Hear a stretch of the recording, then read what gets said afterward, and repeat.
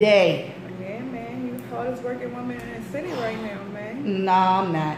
You doing it. I see you everywhere. In the spotlight, Hard Body Radio, Paparazzi, Baltimore Paparazzi. Look, now I'm starting to sound like everybody else just calling me Paparazzi. I'd be like, Baltimore Paparazzi. It's bad enough when you go to Google Baltimore Paparazzi, the damn nightclub comes up. Right. And I'm like, I was the Baltimore Paparazzi before you was Paparazzi. Right. They're not even club anymore. But I say, what do I They're not club anymore. And I'm still here. So, this is my second interview for today. And today I have Queen Pheen. Queen Pheen did one of my very first few shows that I had. At the time, she was with a label called MAM Records. And we had you, Blizz, Taz Spitter. Yeah. Jay was sitting in the corner. And we had just came from the fashion show. Yeah. And we were all tipsy as hell. Them damn jaws. Yes. Yes, them jars were just so wonderful. I seen Taz and Blizz come from the bar over to the other room. What they got in their hands? And that was it. And then we was all sharing. Like everybody was sipping off each other's jars. It wasn't like, you know, we had El Supper jar and just was like drinking out that. No, everybody was like, pass the jar. Like, no, you drink some of this one. No, because I think we had different flavors. But it was look, I had the green one. I gotta fix this camera because I hate shit. It's not right.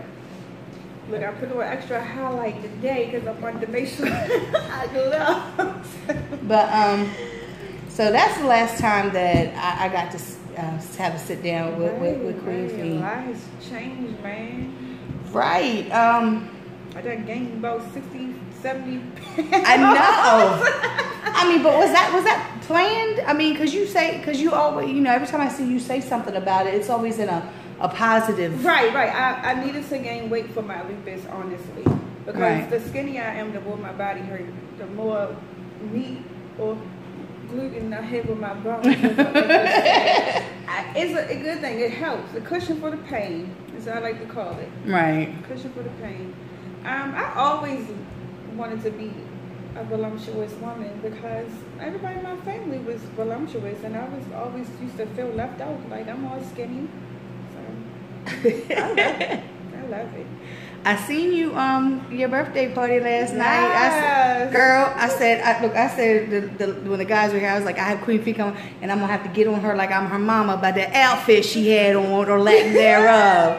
I said, ooh, and then I read the captions because I can. Oh, okay. You know, I always tell any guy that I'm in a relationship with. Even my mother always knows. She'll tell you I never liked clothes. I would change my clothes 85 times a day. The less was better for me. That's just me. Like, you know, don't stop who I am. I'm still a humble, genuine person.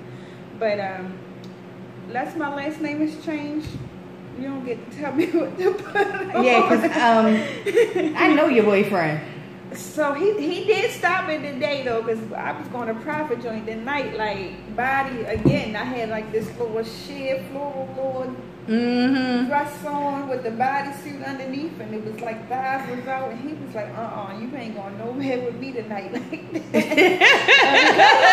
Only because I wanted to go. Right. Like, let me go ahead and throw some clothes on. So of course I pull out the shirt that got all of his floor. Of course. And then he on my back, so since he on my back, let me put you on my back. Right. That's what I'm saying. You know, but so when is your birthday today or was it was Thursday? Oh, well, yesterday was my lupus anniversary. So 30 years of living, 10 years of survival. Oh, okay. So I mean, because I know that you've been very open about lupus and your posts. I mean, because you post almost like I do. When I'm going through a depressive stage, I will post it, and it's not for attention. It's to help somebody else to go through. Right. Because like I don't think like one of my daughter's classmates when she was in elementary school, his mother was diagnosed with lupus. I had no idea what it was, and like I seen her one time, and she looked so sickly. She lost a lot of weight, you know, and like she just looked sickly. Then I seen her, another time I seen her, it was like a few years later, she had gained some weight back. She looked like she was healthier, like she looked, you know, and everything. But like I wasn't aware of that. And my friend, she's got lupus as well. So, you know, we talk about that. And I told her that you know, you would post about your face being swollen. Like you wake up and be like, my face is swollen. Great. You know, when you'd be like, well, just got to get through this day. And, you know, so making people aware of things. And that's what, like I said, people would hit me up and be like, I don't think, or they would come to me and be like, I don't think that you should post certain things on social media. That's their problem. Like, right. You know, that's their problem. I tell people all the time, you know, it's not about me. It's not about what you may or may not like that I have. That's what the delete and the block button is for. Right. You do not have to be friends with me, but somebody out there that sees this is going to be, you know, uplifted by it. If I can get through it, you can get through it. Right. Because it's somebody always worse off than you are. Right. Always. And I also do it because to raise signs. If I'm around you and we at a show and say Blaze is not there, he knows the signs to look for. But you there, you know, oh Lord, her face done swell up. Let me call and see where he at so he can come get her. Because I also not only just I have lupus, I have a citrus allergy. Every cocktail in the daggone world it got citrus in it, so I don't know who I'm around. If I'm around you and you got a lime on your cup, but I get too cozy to you, and that gets in my air, I'm swollen from that. So it's stuff that it's just to show the people the signs, and it's like it bothers me that people really care about what somebody else is posting. Right? And that's like I said, like when I first you was like, oh, I was on stage with I forget who. Skull Mob, Stony Booger, Skull Mob, Lucini Ace. Shout out to all of y'all. You know. Yeah, and he was like, I'm back in 5 seasons, and I'm just like, yo, I probably got pictures of you. You got pictures of me. I used to wear this big old bushes. That's what Stony liked for me to wear. He was trying to turn me into scissors so bad, but had the bush. Lord, I can't. Speaking of that, it's like I can't go through life without mentioning that man. And you know, we not on no type of terms right now. And but I can say this. Coming back into the scene, because I've been doing this for a long time. Comp could even vouch for this. We was doing the little talent shows at Douglas when we was on school together. Coming back into the scene when I got from college and, you know, linking back up with Stoney, it was just kind of like he brought me back to the scene. And he brought the spoken word up out of me first. And then kind of like more and more we used to sit around and lollygag and drink and stuff, and they get to putting beats on and freestyling and stuff. I got up there with them, so it was kind of like, you know, I'm gonna give my props, but you know, hey man. But see, and that's like I've had. I hate this thing. I should turn my notifications down. My phone vibrated because somebody had posted. They hadn't posted in a while on IG. I don't care. Sorry. I mean, I hate to sound like that, but I don't. But it's like there's certain people that I don't have any, that I don't deal with anymore. But sometimes you have to acknowledge those people because it was a specific point in time in your life or whatnot. Right. So I understand that completely. Yeah. But I remember like going to the shows at the Depot, and you know, you are a ball of energy. Always. And I swear that damn song Taz's right now. Yes. Right. I call it She Don't Want to Win. Right. That's my shit. Right, because you do almost an improvisation of the song, like, you know, dancing and everything else.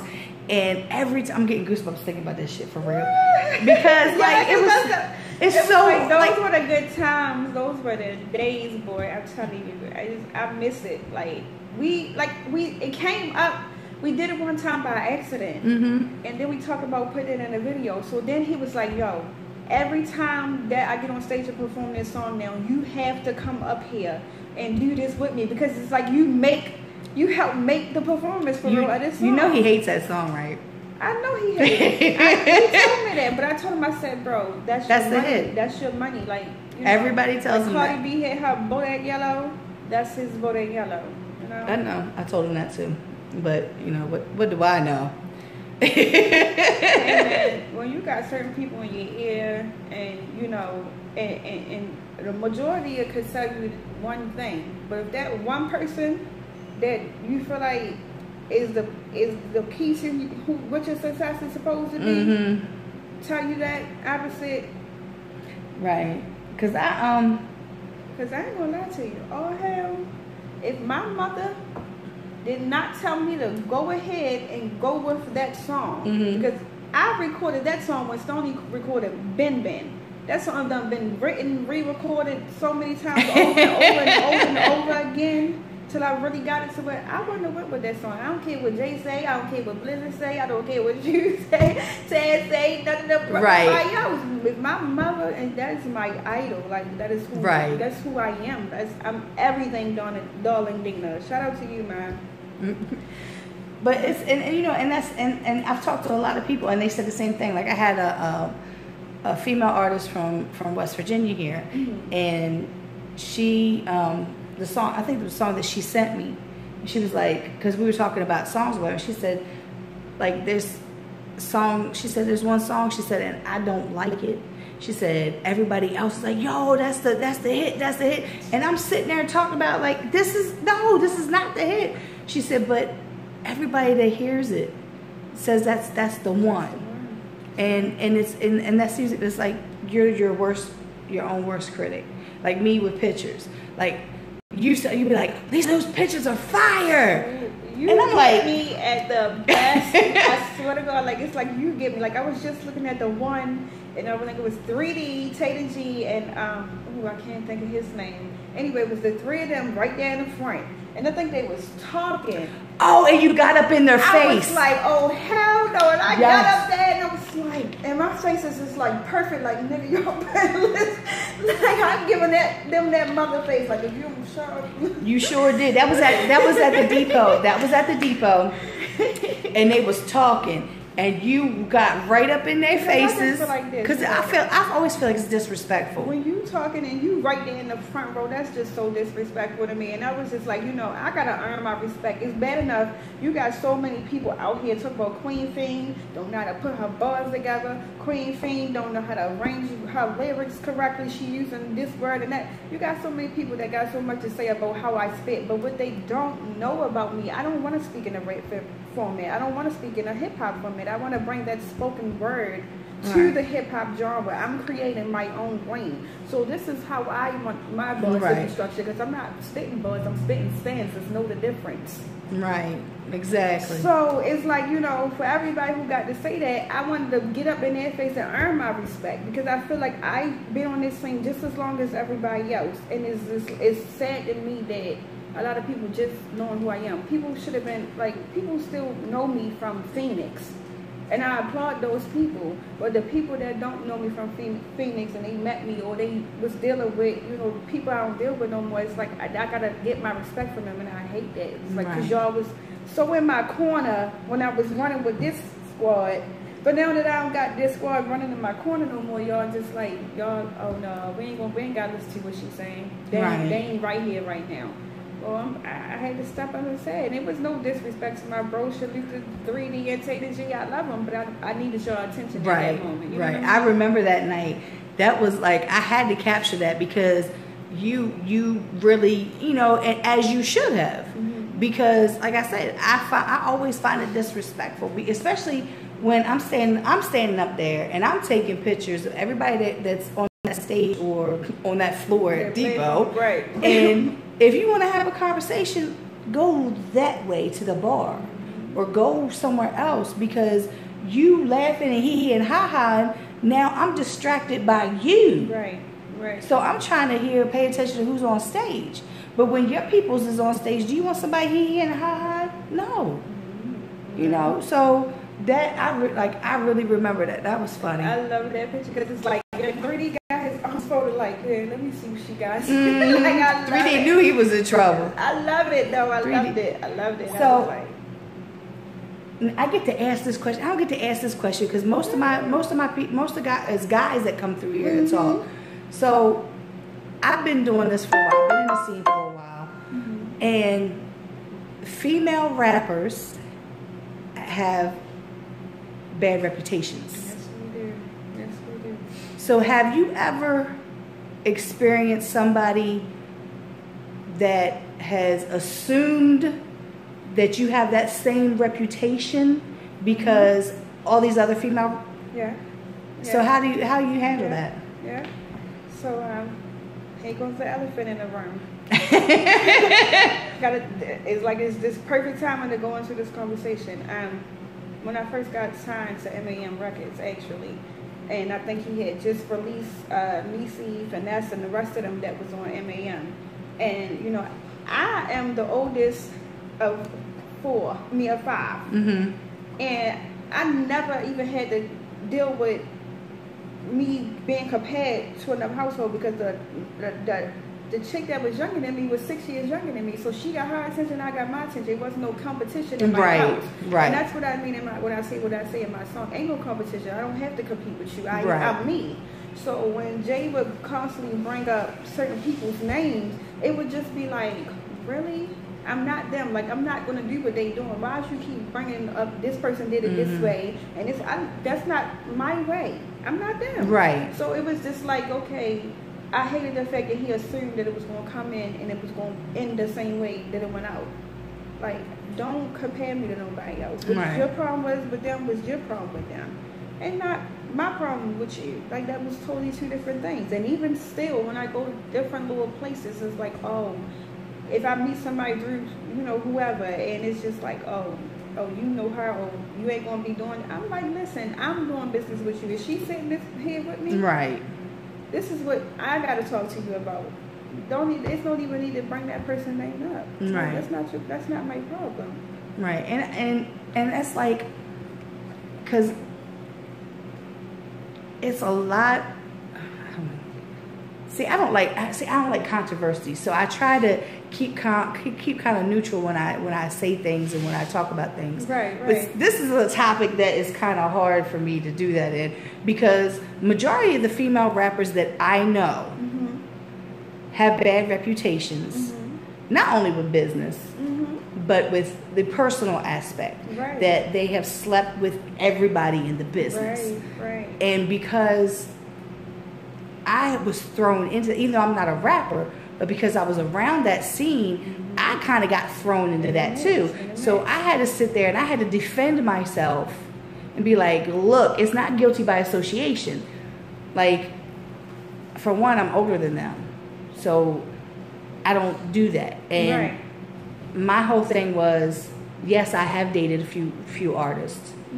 I've had relationships with these artists, like, years. It wasn't just like it's not like hopping from artist to artist. Right. Like, so that's being, you know, like I said, I can't talk about this with these guys because most of these guys have slept with most of these girls. We talked about this at Love and Hip Hop one night, dating more than one person in a scene. And I say, you know, you can't really say, you know, somebody is dumb or they crazy because they mess with one type of person. If you're attracted to what you're attracted to, you like what you like. Blaze is my third rapper. Right. You know what I mean? And your last, no. He better be. I mean, he better be. He better be, because, you know, I'm going to hurt him. I love him to death to his butt. He irks my last nerves, but that's mine. And I'm sure that you irk his too. And I do. And I will never be the one to have a shame in her game. I have no problem admitting my faults. I'm a brat and a spoiled one at that. But that's just how everybody treat me. You can't treat me as good as my father treat me. You gotta go about your business. That's just right. But you know what I've come to realize with this rap scene is this. Let's take it as this rap scene is your job. Everybody. So how many, like, if you at your job and you don't have time to go out and socialize because in all actuality, 9 times out of 10, When you you have are a daytime job to deal with this nighttime job. Right. So you're either going to date somebody from your daytime job or your nighttime job. Right, because and then the city is small, and then everybody and their grandmother is a rapper or do something in the scene right now. This is my saying. This is my saying. You cannot throw a stone or a rock without hitting a rapper in Baltimore.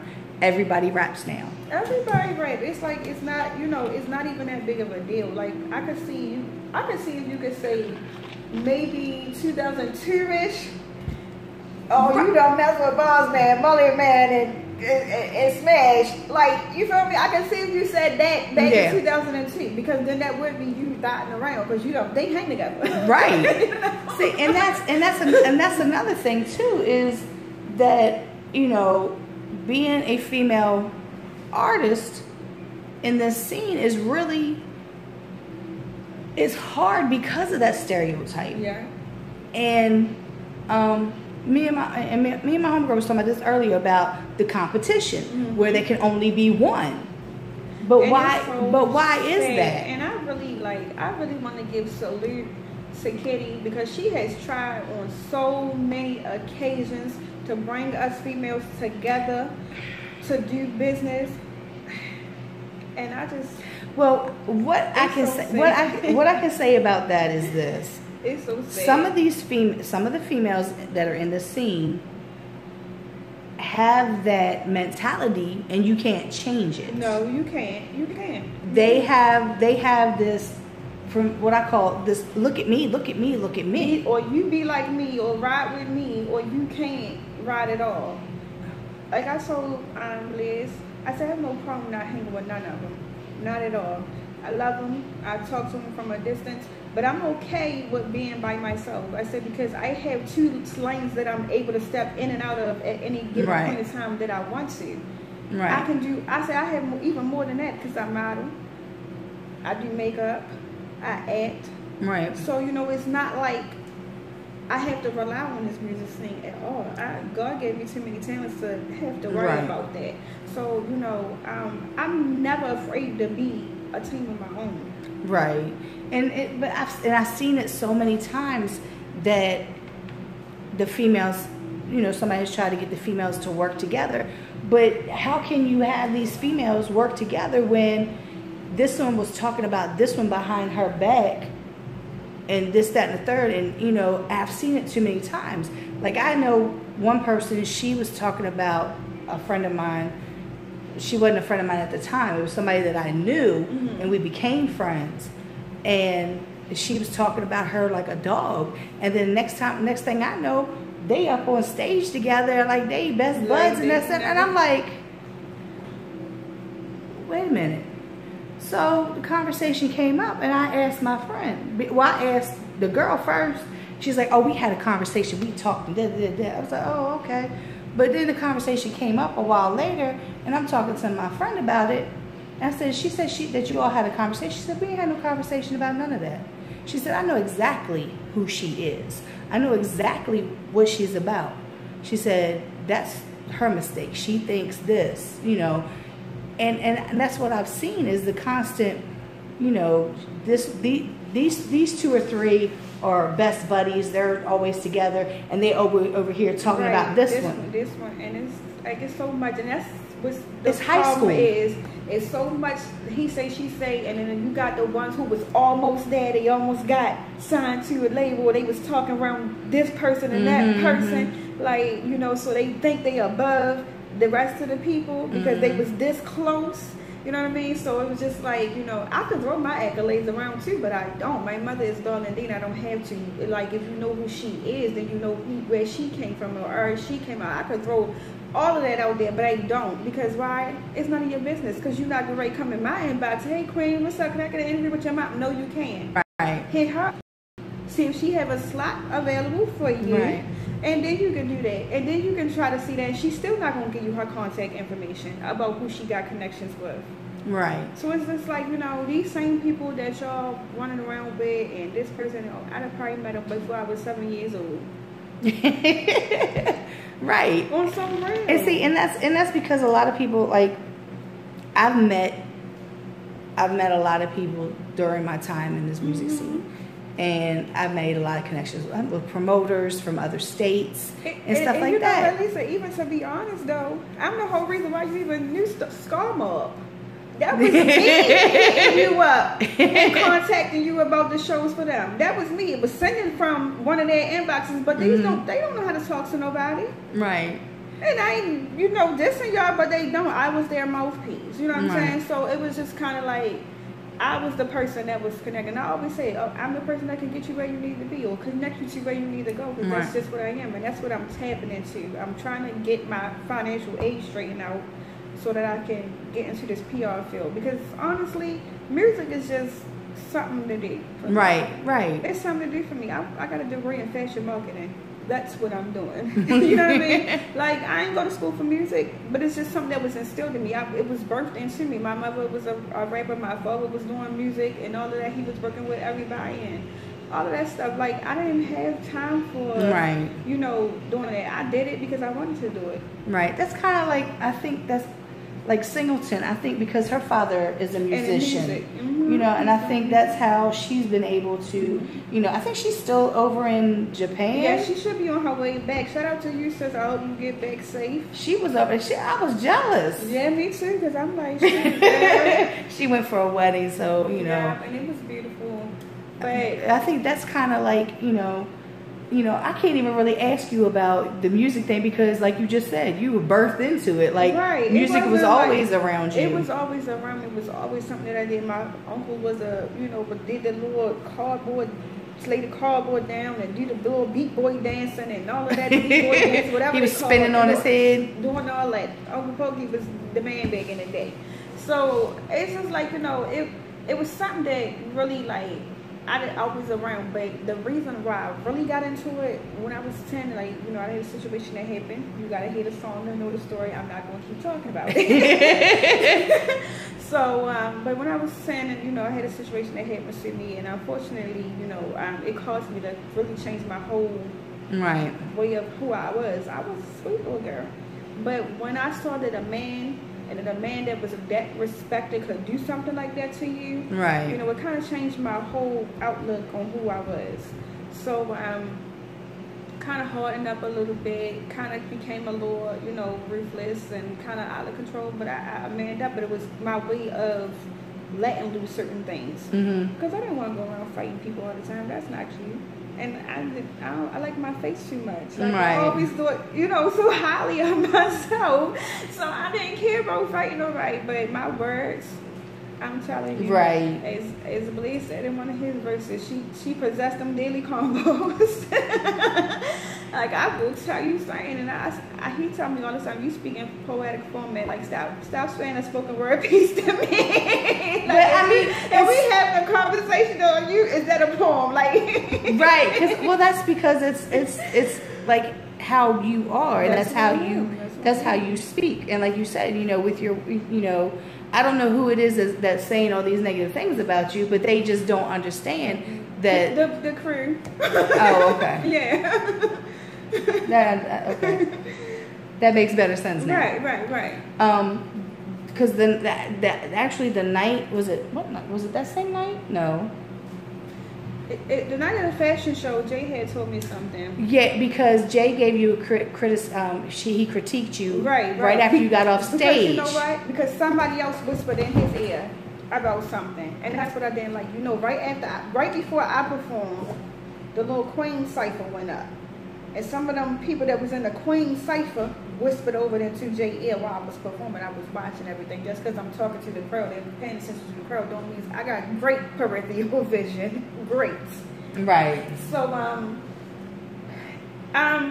somebody whispered something to his ear, so he was kind of like coming at me, and I told him, like, I always made it very clear to him, like, please don't talk to me until the next day after the performance. Right. Because I'm always hard on myself. I know where I messed up at. Right. But it's like you're paying so much attention to me, you're not noticing that this person looking down, you're not noticing what you doing when you up there. Like, you running about everybody else, but don't. Right.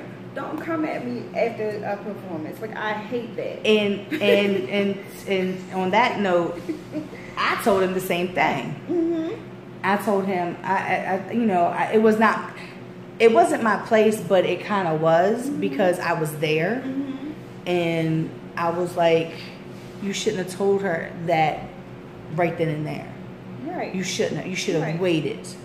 You know, if she doesn't ask for your, like, I know people who... I'll come up to her, and he knows that about me. I'll come up to him, Jay, okay, so what do you think about yesterday's performance? Let me come up down off my high first, because I already, that particular night in particular, like I said, I just went off right after the Queen cycle went up.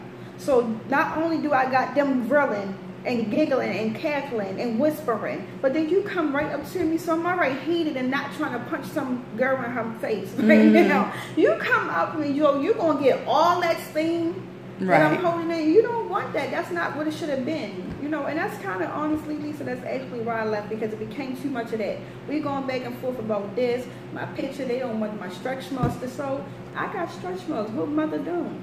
Right.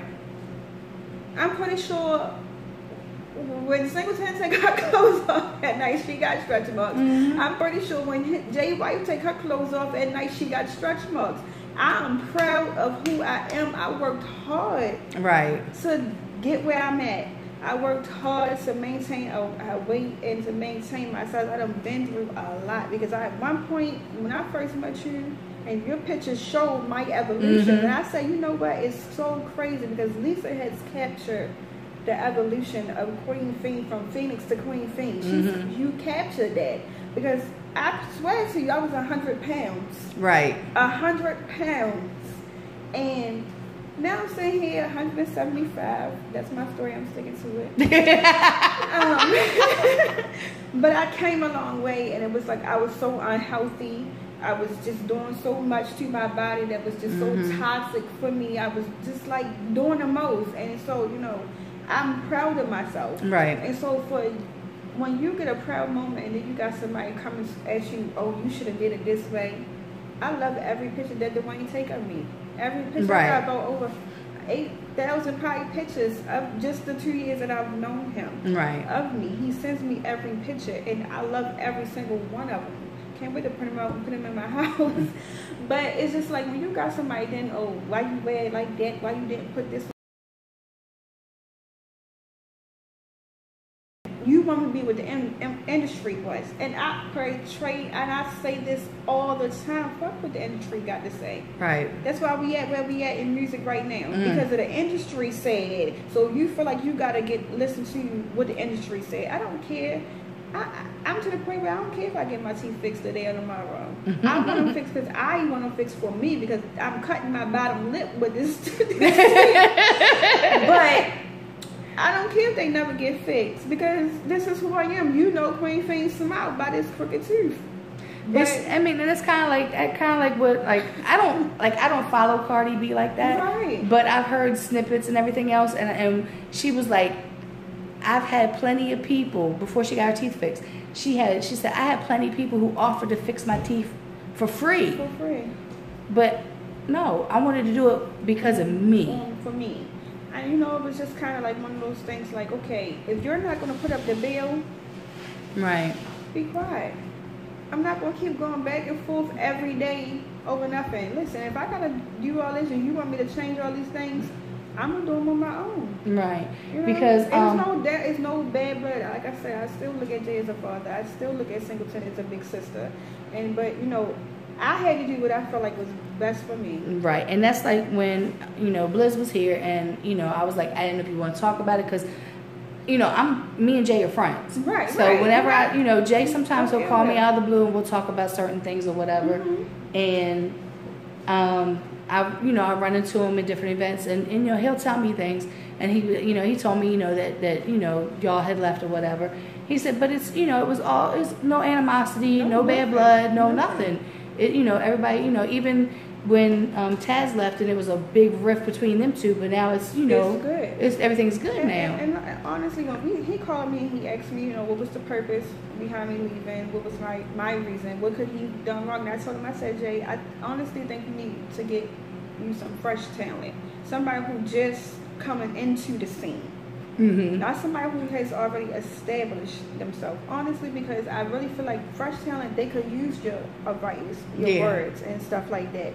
But me or the people that was kind of already on the label, they kind of already had a mind frame of the road they wanted to take. And they already had, I know, me personally, my father had his own label. My mother was a hip-hop artist, and now she has a radio show. I kind of already know my path. I know about BDS. I know about sound scans. I took birthday class like he did. So it was really too much that really Jay could teach me. Other than to accept myself for who I was and embrace my flaws. That's the only thing that, I had to waken up and aware. So it was nothing more. Like, I feel like we met. He told me what I needed to know. And then that was, the end of the road. And that's like I told Blizz. I said, I understand. I said, what it is that you felt that it was time to, go on to the next chapter. I said, and nobody can be really mad about that because, if I feel like, and what I found with Jay was, and like I said, I've known him for a very long time, is that he would have artists that would come and they would go, and then they would come back because they came thinking that, okay, well, Jay's going to do this, and Jay's going to do that, and Jay's going to do this, and Jay's going to do that. And Jay's like, okay, slow down. This is what we need to do first. This is what we need to do. He knows that you need to make sure your music is copywritten and published and all that stuff. So things don't happen overnight. Well, then they would get to the point to where, oh, it's not moving fast enough, and you're not doing anything for me. So I'm going to go over here, and then they would go over here, and guess what? And be a bunch of bull crap. But with Blizz, Taz was there for like 10 years. Blizz was there for, I forget how long he said. About 5 or 6 years. Right. Almost 6 years. You know what I mean? So I figured, it's that, okay, it's like the bird leaving the nest. I need to go on and take this next adventure, and I feel like with Blizz, and I tell him all the time, like, you doing shows with Downtown Locker Room, Shoe City, and this person and that person, you involved highly in your community. They calling you involved with a great foundation, a holistic life foundation. You have established, people know who you are. Right. You don't have to do that. So your next thing is you need to get back out there on the road. Right. You know what I mean? And that's what I told him. I said, I'm trying to get where you're at. I know, I know how to take care of paperwork because I was a paperwork girl. And so that's what I was telling, to Jay. I'm very highly involved in my career. Right. Which is why I didn't stay on my biological dad's label. Because he already showed me everything I needed to do it on my own. Right. So it was kind of like, with Jay, he knows it was not too much that he could really say to me. I kind of had to go ahead and just do it for myself. Right. So I have seen you very, very muchly involved with my man Big Guy. Yes, that's with big his bro. Love and Hip Hop, his open mic. Yep.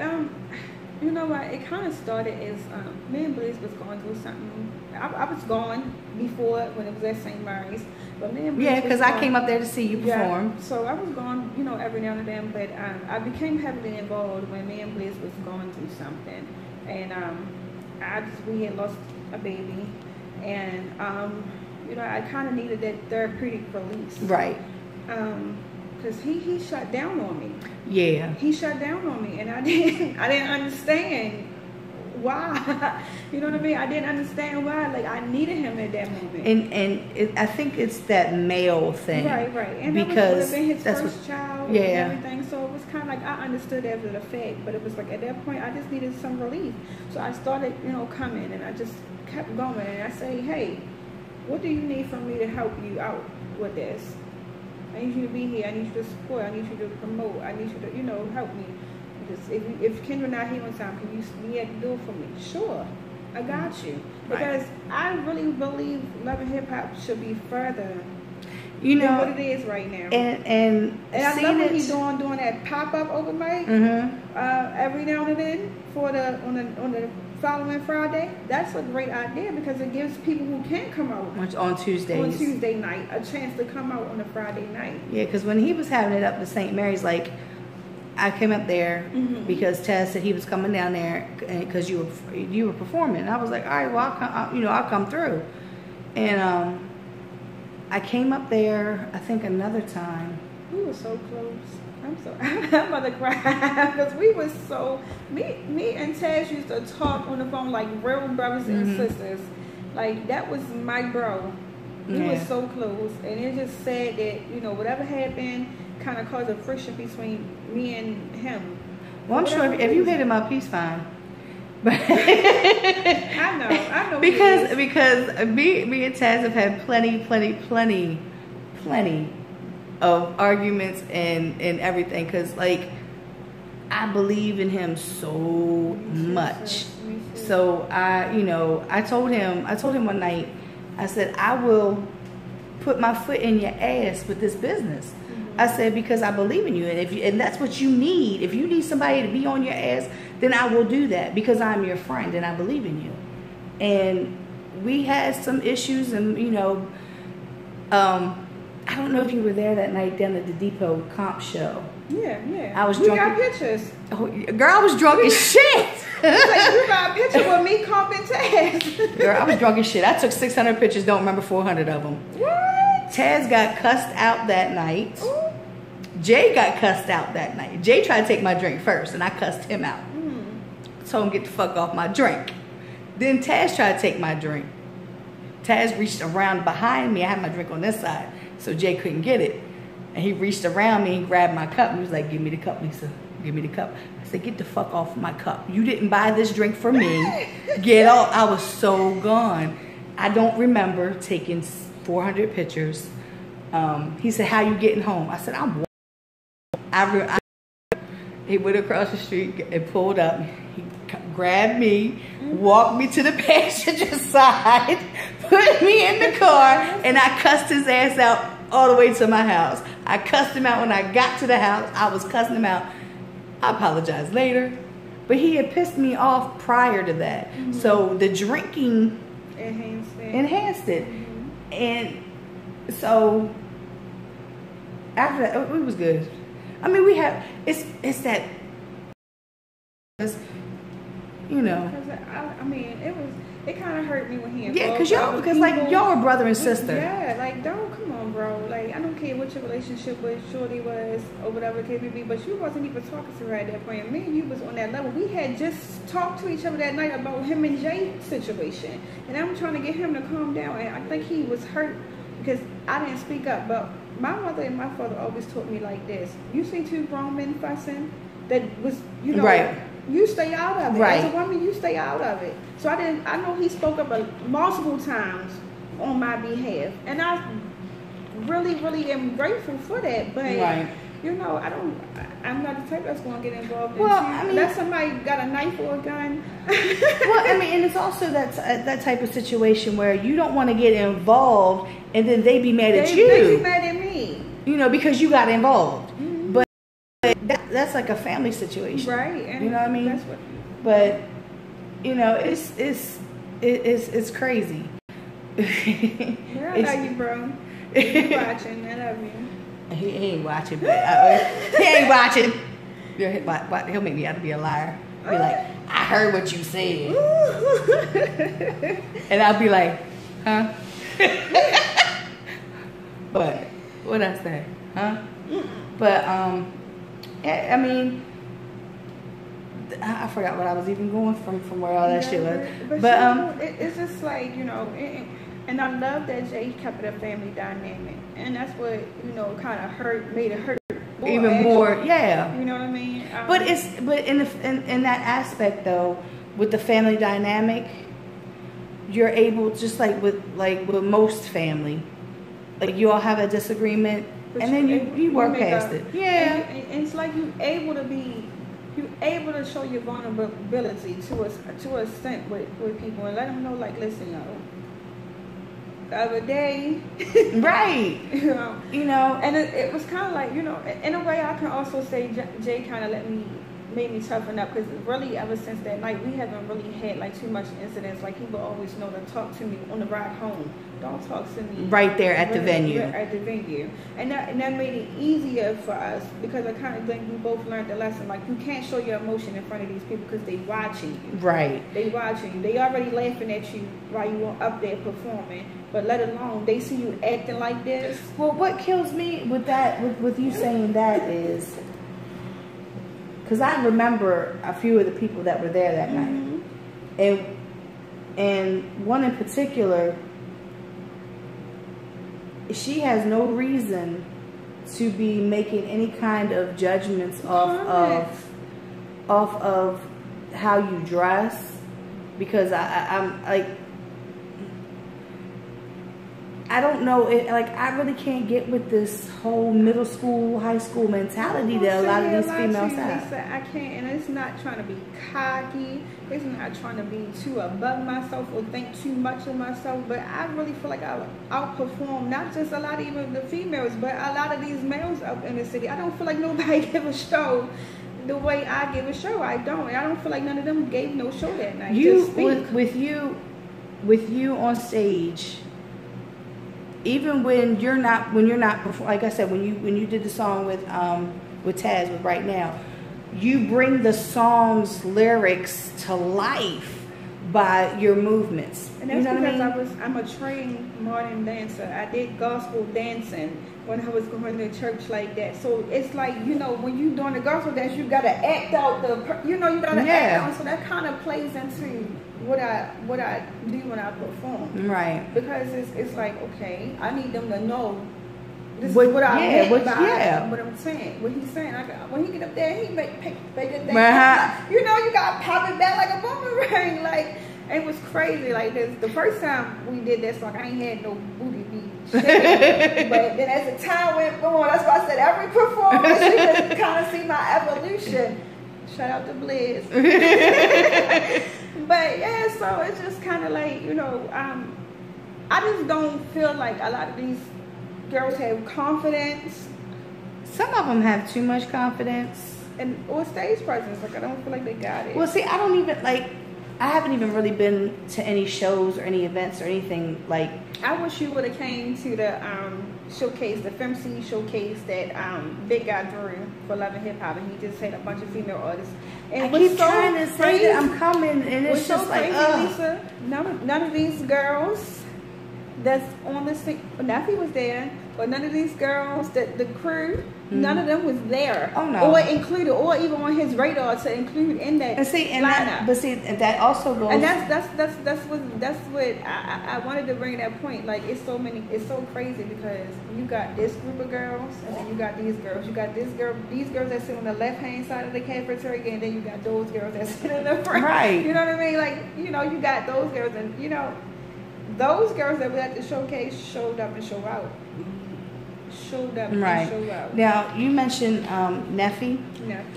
Now, I just recently seen my man Troy post up, because he has the podcast, the Kickstand podcast, and he posts up a lot of stuff, and I think with her. So that's how the name sounds familiar, and I've seen a couple of things of hers.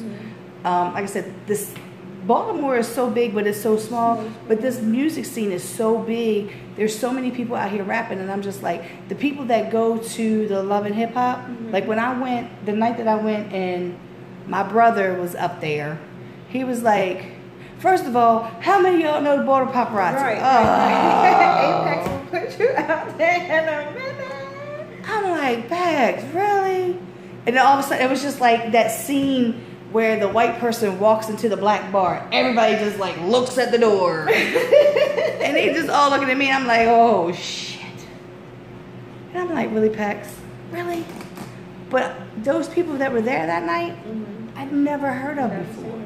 Because that's a whole different circle. Crowd. It is like that with the spoken word crowd. Oh my God.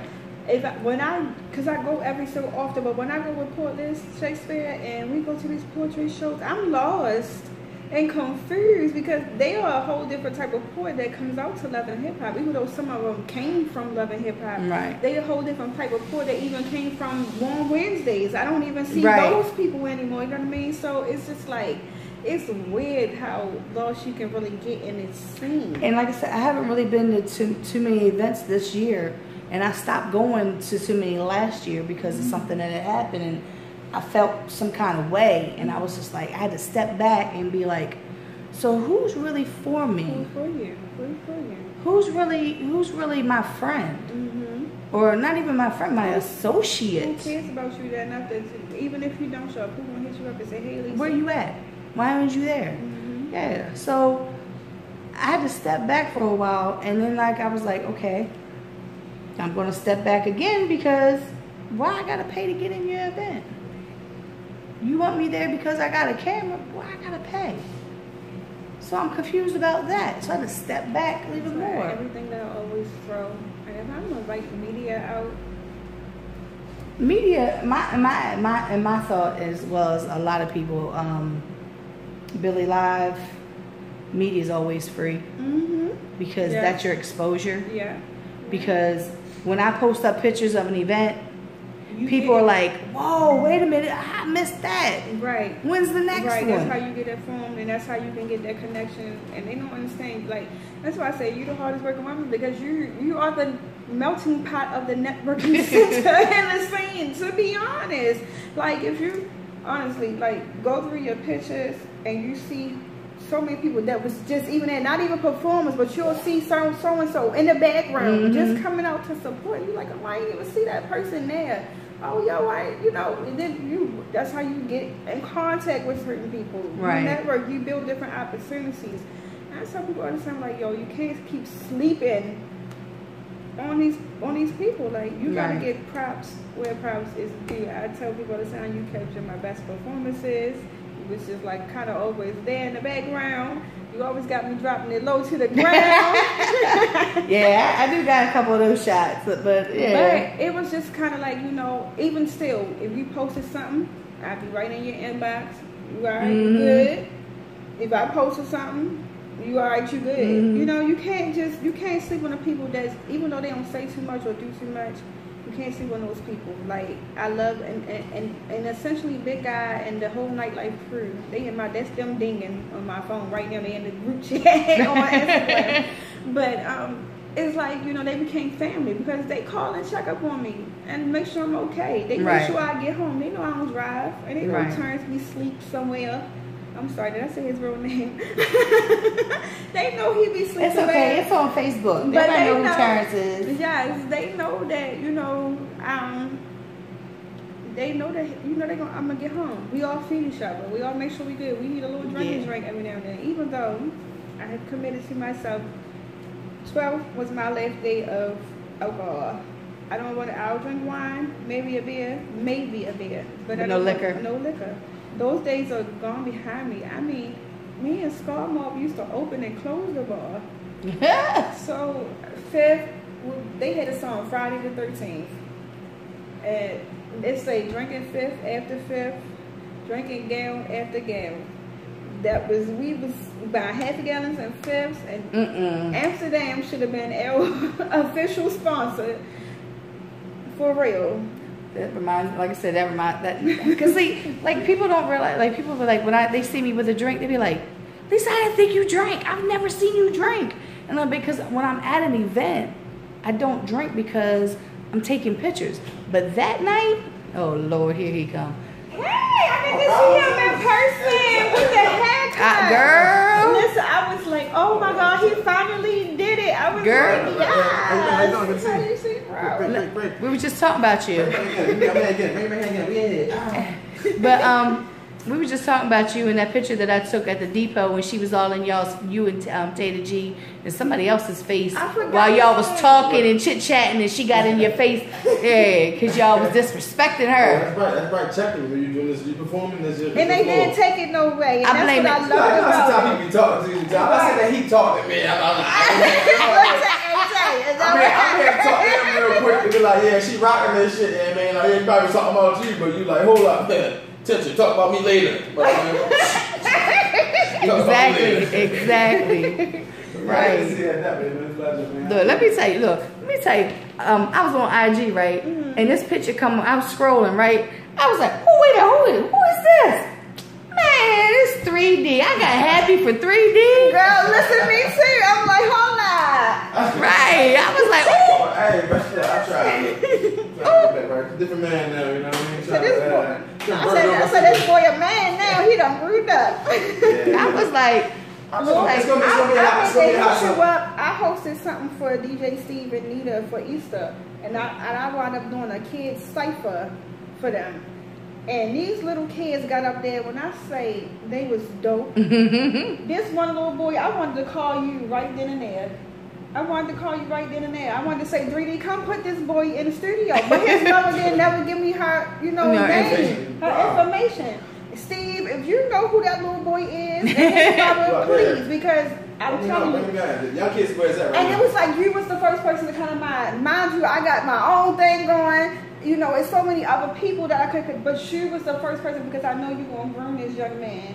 Like, he reminded me of you, to be honest. Oh, like, Lord. To be honest, like, his flow, how he came at it, like, he had his little goals in his mouth thinking he was the stuff, too. I was like, oh, this little 3D, come in, little cutie, come on, get up on this microphone. So I'm like, you know what, I got to find this little information. I definitely will, because young kids, where's that right now these days? Steve was like, good thing, because they ain't had no game plan, they ain't had no outline of what the thing was going to be, so I had to get up there and wing it, but luckily I'm Queen Pheen. And I saved the day, but that kid cipher was, the highlight of them kids' nights. Because some of them, me getting up there performing, I think it was the girl LA got up there too, she performed. And they was like, oh yeah, y'all, and there was some kids performers. So when they seen that, it kind of encouraged them. So they just was up there. First they didn't want to dance. They was just standing, everybody, middle school awkward moment. But when I say, hey y'all want to get on the mic? And TJ Steve got some beats. They got up there and they loved it. They killed it. When I first met y'all. Yeah, I was a school teacher. The snotty kids, those kids made me lose my job, but. Well, this week you can't be around no germs, boo. I was out for 3 weeks for a cold. I was saying you beat people facing, man, from there to DC, girl. I meet if I style my Queen Pheen online. How was that? Yep. To the gods. You'll see Blaze tonight. I styled them today. I'm doing wardrobe styling too. So if you need a next event, Mr. 86, Mr. Snow Ice. I told him, I said, I feel like when you got with me, you up your swag a little bit. That's what I do. I up the swag. I can imagine. Take you there. I can see him coming in with a hefty jacket like, oh yeah, Mr. Spiffy. I can't stand you. I can't stand you. That's the solid guy, y'all. I can't stand you. Top five most genuine solid people I've ever met in my life. Yeah. I got my snowflake. It ain't not for the Y'all streets. see my snowflake? He's not for the streets, man. He's a solid guy overall. He is very respectable. Can't stand his He always crazy. He did that when I was with GGI, when I did my interview with GGI. He does that all the time. He come in here, but he when I come in here, because my hair is purple now, and he was like, because he stopped past the house the other night to give me my key for the back door, because he still ain't got a key for the front door. He changed the locks and don't have a key to the front door now, because he gave it to the owner of the building. Mm-hmm. So he was like, "You dye your hair black?" I said, "No, it's purple." So I turned my light on. He's like, "Oh, girl." I was like, "If you don't get the hell out of my face," because we always joking and stuff back and forth.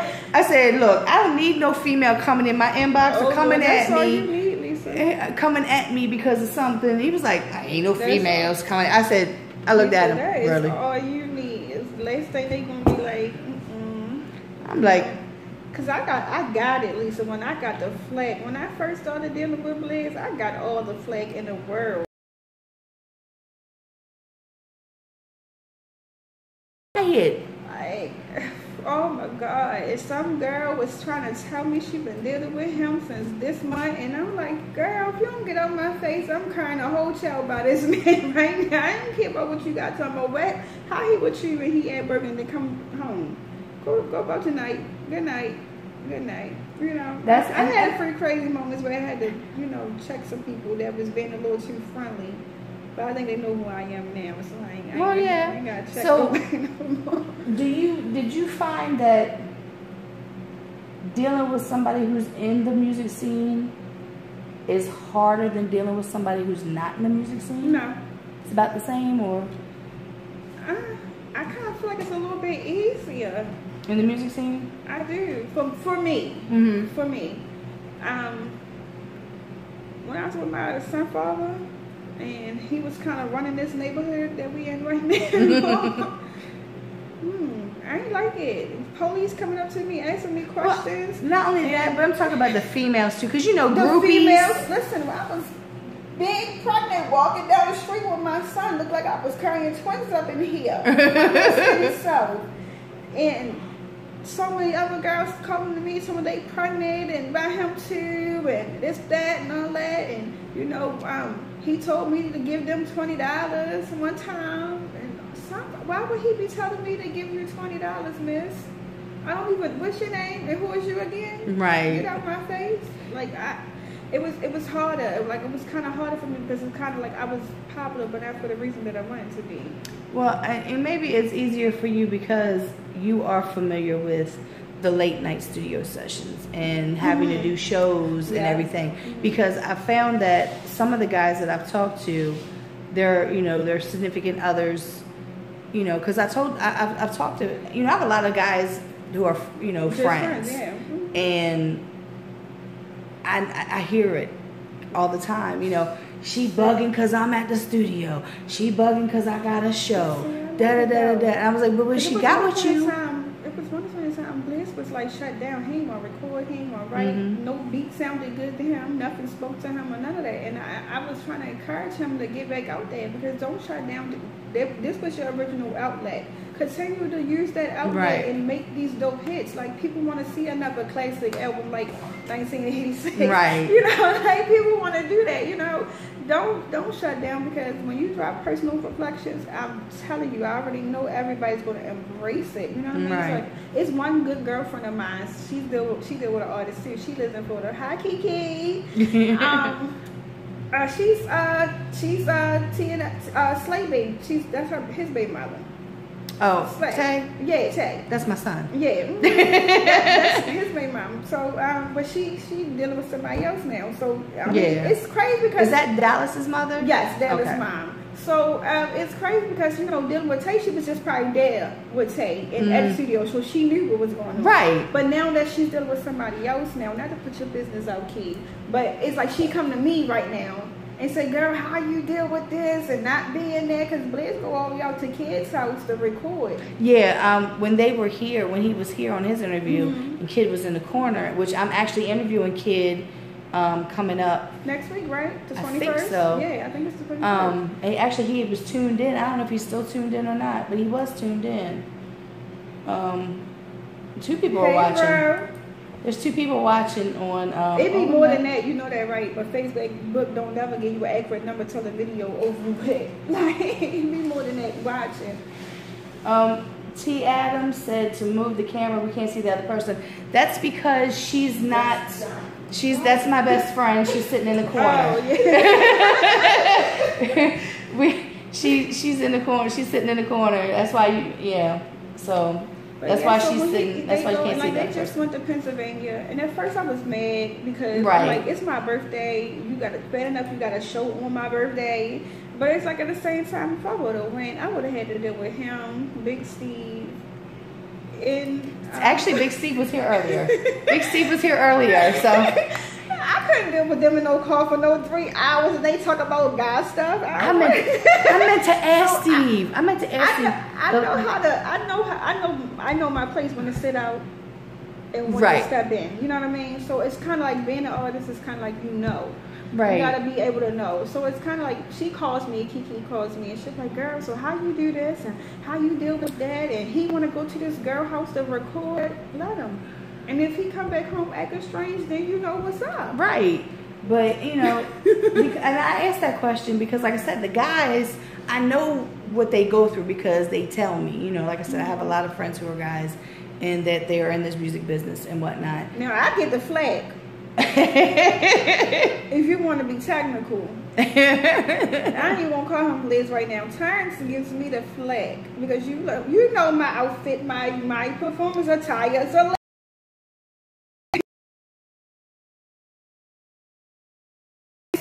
all that taught because you know why? It's easy to take off when I get home. My bones is hurting from all that shaking and gyrating around. Yeah. Like so I them damn heels. And you got I'm not even into shoes. I'm not even into shoes, but you have such extensive shoe collection that I'm like, I wish I could wear them. All the time. I wish I could wear heels like that. I wish I could walk in heels like that. But that's because he be swollen like my kids. Like at home, but I love him. And it's just like, he like, yo, why you gotta wear like that stuff? Why you gotta do this? Yo, you better behave yourself. Who you talking to at the open mic? Nobody. But you know what? I think nobody. But once he sees and he like what he does now is he'll act like he's not coming, and so he can pop up on me to see if I'm me up in somebody's face. But he should know after all this time. What he need to be worried about is these girls, because they the ones who be coming at me like, oh yeah, like that, and they ain't hiding it either. And so it's like he ain't got to worry about because I'll let a guy know in a minute. Like, well, and that's and that was a conversation that I had with my friend that I'm like, I know your inbox is, I know you got people in your inbox. I know you got people in your inbox. He's like, ain't nobody in my inbox. Mostly it's guys asking me about this or that and the third. I'm like, yeah, right. He was like, you the one got inbox. I said, anybody that comes in my inbox that does not know that, yeah, I'm single, but I am talking to somebody because I post it all the time. I should put memes and stuff all the times. I always say that my friend, the subliminal. But right, so that shouldn't even be. I say that stuff to him because we've got this longevity of our situation, and it's like almost like because I told him, I said, well, you don't trust me, I don't trust you. So if you're not trusting me, I'm not trusting you. Point blank. Period. If you don't believe me, I don't believe you. No matter if that's the way If and he was like, I don't have nobody in my inbox, Lisa. And I'm like, okay then. That's the strongest thing that you gotta have if you're dealing with somebody in the industry. Yeah, because I know, like I said, I've dealt with guys. One dude that I used to talk to when I first got in the scene, he was no longer in the scene. He had been previously for years. And when I met him, like he was out. He was like, I'm not doing this anymore. Like I'm over this. But he still was. Every once in a while, he would perform for somebody like that. Asked him, like, well, will you come and perform? He was part of a group, and then he did some things solo. But we dealt with each other for 2.5 years. His best friend didn't even know until his best friend dropped him off at my house one night, and it was like when he was recording his solo project, he was on the phone with me talking about, Lisa, listen to this. And he would have them play, he would have Mark play the track back. And I'm trying to listen and he would be rapping along with it or whatever. I guess maybe because it wasn't my boyfriend, quote unquote boyfriend, I didn't worry about who was at the studio, who was not at the studio. My actual boyfriend would go to the studio and I still wasn't worried about who was at the studio because I trusted him not to lie to me. But I know a lot of female, and it's probably because I've been in the scene and I'm familiar with everything that goes on because I've been at the studio with Mark Carey from Street Legal, while he's engineering, and I've been to different sessions and stuff. So I know what goes on and I know how fucking boring it can be. It's not like what you see on the DVDs with Snoop Dogg with the hoes shaking their ass and they, strippers in it. There don't even be no hoes there. It's usually somebody's girlfriend, baby mama. You know what I mean? It's usually somebody's girlfriend, baby mama, or, somebody's sister, And then when you would go to shows and they got these groupies, or you're on social media and these groupies, and you do have to go, who that? Yeah, because I just need to know who that. I don't really know her, blah, blah, blah. Okay, well. She was working at the radio station with Liz. She has a show, well, I don't know if she still has a show, but she had a show on the station that Liz is on. And he posted something about his Long Island, and she say, "Oh, what happened to you getting me one?" So I'm trying to figure out when did they have a conversation about her getting a Long Island? Right. Ain't nobody getting a Long Island to me, and no thank you because I'm allergic to the stuff that's in it. But yeah, I mean, but you're not going to talk about having no Long Island. So I commented right on the live, right after she go, "Oh no, he won't be buying you that Long Island. He ain't buying nobody no Long Island but me." Oh, no, because he come home and talk about something. Oh, no, she like Long Island too. Well, she can buy home someone. But I mean, but for, for like, I won't say like regular females who are not around it, mm-hmm. and then they get in, like their boyfriend is getting into it. He's doing shows and he's doing this, that, and the third, and then she starts tripping about shit. And I've had friends be like, I don't understand. If like, you can't trust them, that person ain't for you. Well, if you can't trust them, that just might mean you doing something you ain't supposed to be doing. Or you doing you ain't supposed to. I'm supposed to be doing. Or that too. Like, it's like with us, women we have intuition, and it's instilled in all of us, and it becomes even stronger when you become a mother. Like right. that instinct becomes so stronger, so if something is going wrong. Like, if something's going crazy. Like, Blaze can't lie to me. He can't tell me he doing okay. I don't take that okay for an answer, right. Because I know when something's bothering him. Like, right. I know that man. I know my mother. I know my father. I call my mother every day. And guess what? They was just checking her in to the emergency room. I know this. I know Blaze right. got pulled over by the police and stuff, and he was upset. Well, I know that one of them kids done lied to him at the school. I know when stuff happens, right. Like, your intuition kicks up when you're a mom. So you can't, judge people because of what you see on TV or what you might heard from your homegirl. Because whatever your homegirl's man is doing, don't mean your man is doing it. Right. You can't do that. Right. And you got to look at also the manner of how you met this person. If you was out at the show with your homegirl and you met this man out at the show with your homegirl, how many girls you think he done talked to before you got there? Or if he had a girl and you knew and didn't care, Khloe Kardashian, I'm talking to you, miss. Poor lady. Poor little tank. Khloe Kardashian and the rest of them Kardashians. All need to get their lives together. You can't go around the scene of the world, of the entertainment, whole, sports right. industry, and then, so he ain't want her no more. Just because y'all have that name, don't mean y'all can keep holding up to that. Yeah, like, and it's like I said, they done made, honestly, they done made being a thought a good thing. Right. And like I said, it's in this scene. Like I said, I people tell me things that I can't unhear. Oh yeah, so and so. Oh God, I didn't want to hear that. Story of my life. I didn't want to hear that. And now that I'm seeing this person, I'm thinking about what she did with so and so in the closet of or the parking lot or the. I'm like, I hate being the bone collectors. If they call it on housewives, please stop. It's to the point where sometimes, girl, I just look at something or somebody will be calling me and I know because I see the same post they saying, don't call me and tell me. I don't care. Yeah. I don't care. Like when Stoney wanted to go public on Facebook and propose to the girl all on Facebook, I don't care. I got a new man. Well, all I can say is me and my girl, will see something on Facebook. Like I'll see it, and next thing I know, the phone rings. But you got those people. No, those people can't do that. But the people that you know only call you only when something going on. Don't call me. Like, well, I should be like, girl, did you see? Yes, I saw. And we'll sit there and die laughing about the shit. But if we ain't apart, y'all have conversations every day, more than Paparazzi, which is his mother.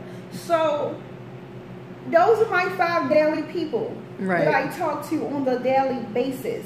Right. So if you see another name in between that, and then you don't see that name for a couple of more scrolls until like a month later when something else happened, those are people I don't talk to like that. Right. Like, literally, I was thinking about getting rid of my contacts and just keeping those every day. Yeah, because I got contacts in my damn phone. I'd be like, who the hell is this? Like, and it's people. funny because my aunt number won't transfer to my phones, and I carry everything from my Gmails, but my aunt number won't be still saved in my phone. But somebody who I ain't talked to in 85 years. Right. Number still in my phone. Right. Saved none in my phone. Let's play some music. Okay. All right. What you gonna play first? All Hail featuring Blizzard. Yes. Let me say this because he likes to make sure everybody knows that he's not exactly featured. He just did a cover of the ad libs, but I still want to give him that writing credit. Okay. That's important. So this is All Hail, Queen Pheen featuring Blizzard with the ad libs.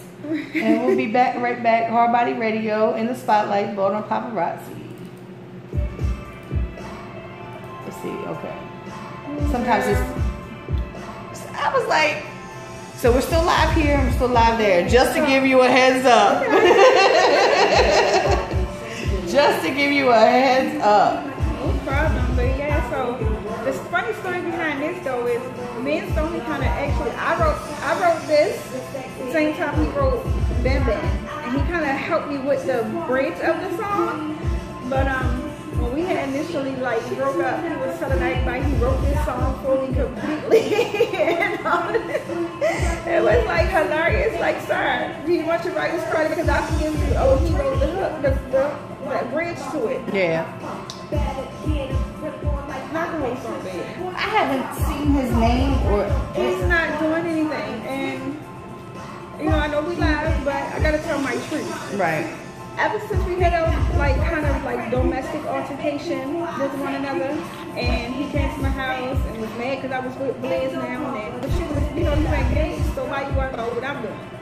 But anyway, ever since we parted ways from one another, he's not had really the motivation to do much. I heard he's been doing a couple of shows out Frederick here and there. Oh, okay. But he's not necessarily in the studio doing anything the way I had him in the studio doing stuff. Right. Because, I mean... It is sad because somebody with that amount of talent and letting it go to waste is so... I know exactly what you mean. No, so messed up. I know exactly what you mean, because somebody else is like that. I always have a respect for him. Right. We grew up since second grade, knowing each other. You know what I mean? But honestly, and if you are watching this, I really want you to get your life together and get some help, some real help, because you are allowing your environment to become who you are, and you're so much better than that. Right. Like I told you, I forgive him. Like I really do. That's why I'm that's the only way. His name. Right. That's what I'm about. That's Blizzard right there. But and he's also Robert, come here. My biological blood with those long dreads. I think the door's locked. Oh, he must have been in the back. Oh my God. The door's locked, so unlock it. A top lock.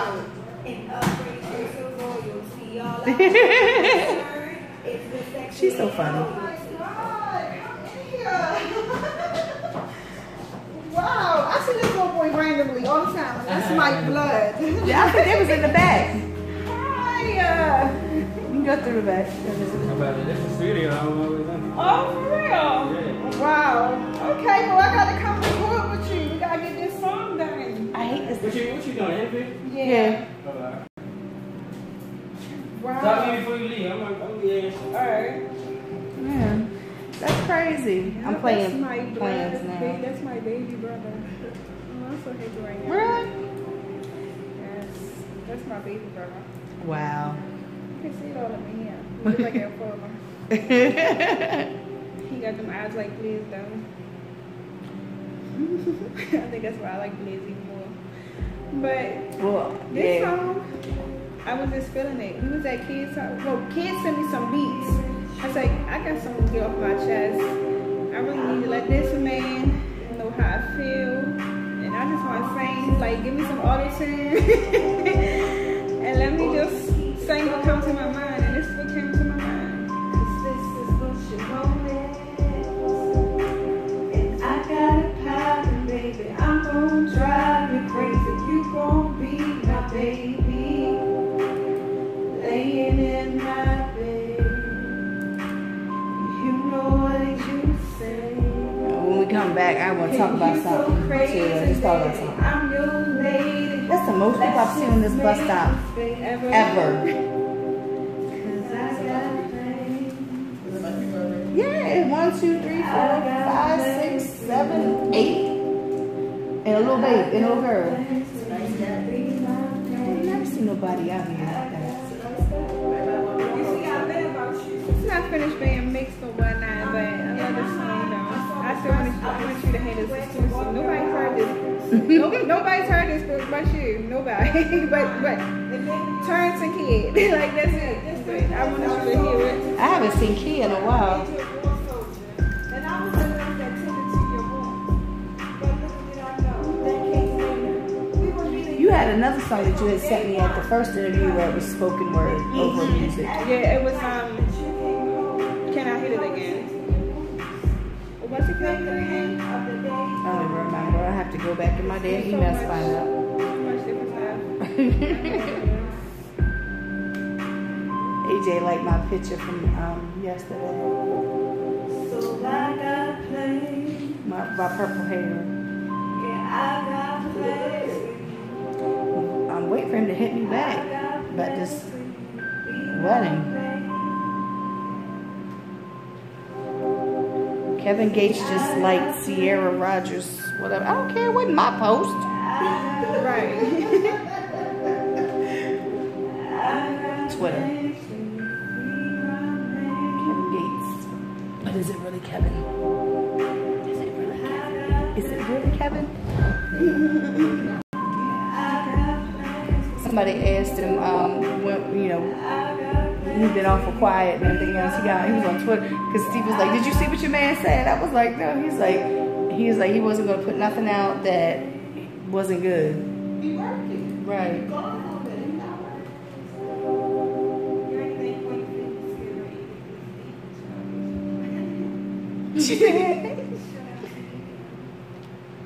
And we're back. Baltimore Paparazzi in the Spotlight, Hard Body Radio with Queen Pheen. Yes. I played 2 of her songs because she just seen her little brother was actually in the back in one of the studios recording. Right, this is crazy. This is like running to my little brother in the randomest places. Like ever since you move out the house, it's like you don't see each other like you used to. Those times they got on your nerves, now you miss it. But how you feel about those tracks, Lisa? I like that. I've always like because like you said earlier, you're in your own lane when it comes to music, and that the beat playing and then you doing the spoken word over top of it that's like a signature for you. Right. You know what I mean? Right. But it kind of like I'm listening to that, and I as soon as it came on, it put me back. With a song that you and Blizz did. Last night. Yeah. Last night, yeah. Look, I'm getting chills thinking about this shit, yo. I always like I told him like that's like the sequel to what happens. You know what I mean? So last night was like when you and him performed it, and I was like, I'm gonna beat their asses. Like I was mama, like because y'all was just really like. It's so crazy because I never even thought that he was like gonna make any type of right. He brought the idea to me, which made it even weird. Everybody think, "Oh, Queen Pheen put you up to that." It was his idea. He found that beat. He made the hook. Like, that was him. Right. That was not me. Like, that was all him. And everybody loved that song. We can't go nowhere without somebody asking us to perform it. Right. And see, oh my goodness. See, I talked about him and he popped up. Not the dude that I spent 2.5 years with just popped up on my Facebook. Told you I don't believe in coincidences. I was talking about him and he pops up. That's strange, then. That's crazy. But I don't believe in coincidences. Everything happens for a reason. Everything. So you know I had to love his picture because he still got a piece in my heart. Always will. So, but yeah, that's what that kind of put me in mind of. Like, I'm like, okay. I was like, I remember that song that they did, and everybody was like, "Woo, okay." But see, that's because even though we're not in the best, situation to probably raise another child right now. I'm my baby, and I'm in love with him that I want to expand what we have. And it's not even that I just want a baby; it's I want us to be a family. Right. You know what I mean? So I'm right, because you already have a daughter. Yeah, I got a daughter, and he loved her so much, and she loved him so much. Like, from the moment, and she's never done this with nobody, but from the moment that she's met this man, that was her stepfather. You know what I mean? That was her Mr. Winter. Like, she calls him Mr. Winter. What little girl gonna come out there? What little girl gonna coincide Blizzard with winter? And she was like 5, so it was just like, the way they is so playful with each other, they're annoying together. But the way that they, playful with each other, and she come and she sit right and scoot herself in between us, and she fall asleep on him, and as soon as she get in his car, she be out and she run up to him every time. I love it, Right. Because I've always told myself, you love me, but I love Camille. Right. I love her just as much as you love me. Like, we a package deal. And her nickname Noodles? Yeah, Noodles. When I say Camille, people like, who? Because you always talk about Noodles. Who is Camille? This Camille you speak of. But see, that goes to show about people paying attention. Yeah, people pay attention. And Noodles is just a trip. And she was like, well, I want to go with you to your interview. And why can't kids come? And, I said, because every time you come with me to a radio interview, you don't talk. Right. You don't want to say nothing. Everybody got time for your antisocial stuff. I had Jay's daughter. I have gave Jay's daughter an interview. And she talked a little bit, but she was kind of, Yeah. Both of them are shy, very shy. But Michaela she'll come out her show after a while. Mm-hmm. Camille, she thinks she what's Beyonce, Blue Ivy or somebody. Mm-hmm. She like she gonna sit back with a little glasses on and be on my phone watching like sitting over in the corner like watch these people and then look over at me like if she's right here and you speak, hey Noodles, hi, I see so much about you, what about you? Gonna look at me and then look back at the phone and then look at me again like, why is this like why? Like when we was at the Kitty Disco, I thought she was gonna get up there and with me. And she was all being all pumped in the house. We got there, she was recording me on Snapchat, but she wasn't trying to get that time. She ain't had nobody's time. She'll let you know That's my kids have grown up in this scene as well. Right. Being able to go to all ages shows. My daughter's 16th birthday party was an actual hip hop show that we threw for her, and she had was performing. Like, she made a list of who she wanted to perform, and I went to those people and I said, I'm having a 16th birthday party / show. She wanted all locals and all of that. Right. I remember when she was pregnant with her oldest, and we did a show, and she was there. And I was like, she pregnant. Yeah, she was my production artist, my production manager, and she so her and my son both have grown up in this scene, and now I got grandchildren, and like the music, like they listen to what's on the radio and whatnot, but they still have their ties to the local scene also. They still like I'll let my daughter, like people will send me music, be like, Lisa, let me know what you think of this. I'll listen to it. I'll be like, oh, okay. I'll be like, Cash, come listen to this and tell me what you think. Because my daughter writes. She'll never perform, but she will write. My god sister Tierra.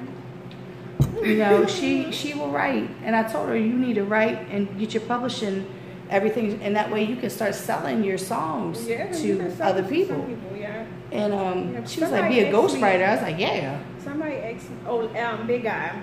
He said, if you could sell all hell to any female hip hop artist, who would it be? To be honest, only Lil Kim or Remy will do that song justice the way I did it. He said, well, what about Cardi B? I said, I don't think she going. I think she will change it. I don't think it would fit her. He was like, what about Nicki Minaj? I said, I don't think it would fit her either. Because I grew up in that Lil Kim, Foxy Brown, Remy Ma, people that I would pick. In the booth, oh hell. Like, listen, really like. I wasn't there. Like, I didn't want to be there. But the final recording of it, you can hear the energy. Like, you can tell on Lee's part, he ain't want the whole scenario of the song, you know what I mean? Like, listen, I'm a queen. I don't require much from you. You gonna bow down to me or you gonna go about your night? Right. Oh, hell. But, you know, he's very much the man in that relationship. For those who think I run the show, I don't. You see, I got clothes on today.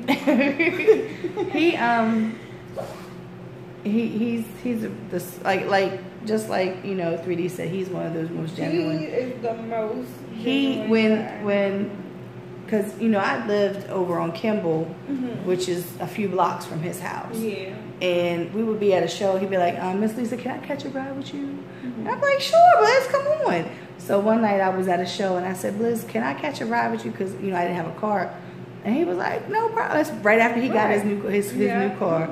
And we were at Auto Bar. And, you know, he's just one of those people. Like, my monitor went up on my computer and he walked from his house to my house with this big, heavy gateway. Yeah, he told me. And then he had to come get tickets for me for a show. And him and his brother walked over and, you know, grabbed the tickets. It was hot that day, too. But him and Izzy everywhere, over somewhere. And Izzy, like, we be riding, Lisa, we be going somewhere. I don't know where we be going there, but Izzy be just walking random places, and he be like, "Yo, ain't that is?" Like, you know, and they just spot each other anywhere. Like, I think one time we almost hit them because it's like they just go everywhere together. I like their bond. I love their bond. They get on my nerves too. They together. But so. How do you see the scene right now? Like, because you've seen the scene, like, over the years, how do you see it, like, right now? Like, do you think it's in a stagnant place? Do you think it's rising? Do you think I feel like we're rising, but we're also kind of like, we're in I couldn't say a circle, we're kind of going in a spiral. Because it's people falling off and falling out of the scene. So it's kind of like you still circulating. Because I kind of pretty much know both sides of the fence. Right. Like, I always tell people, I'm the fence. On this corner, you got this person. On that corner, you got these set of people. You know what I mean? Right. Like, even Apex, I can say we're on that fence. That he knows these people, and then he also knows these people. Right. So, you know, like, I just kind of feel like, you know, we kind of go, like, rotating. But with these new kids, and the up-and-coming ones, I want to say the ones that's kind of probably 13 to 17. Oh, baby. Wait.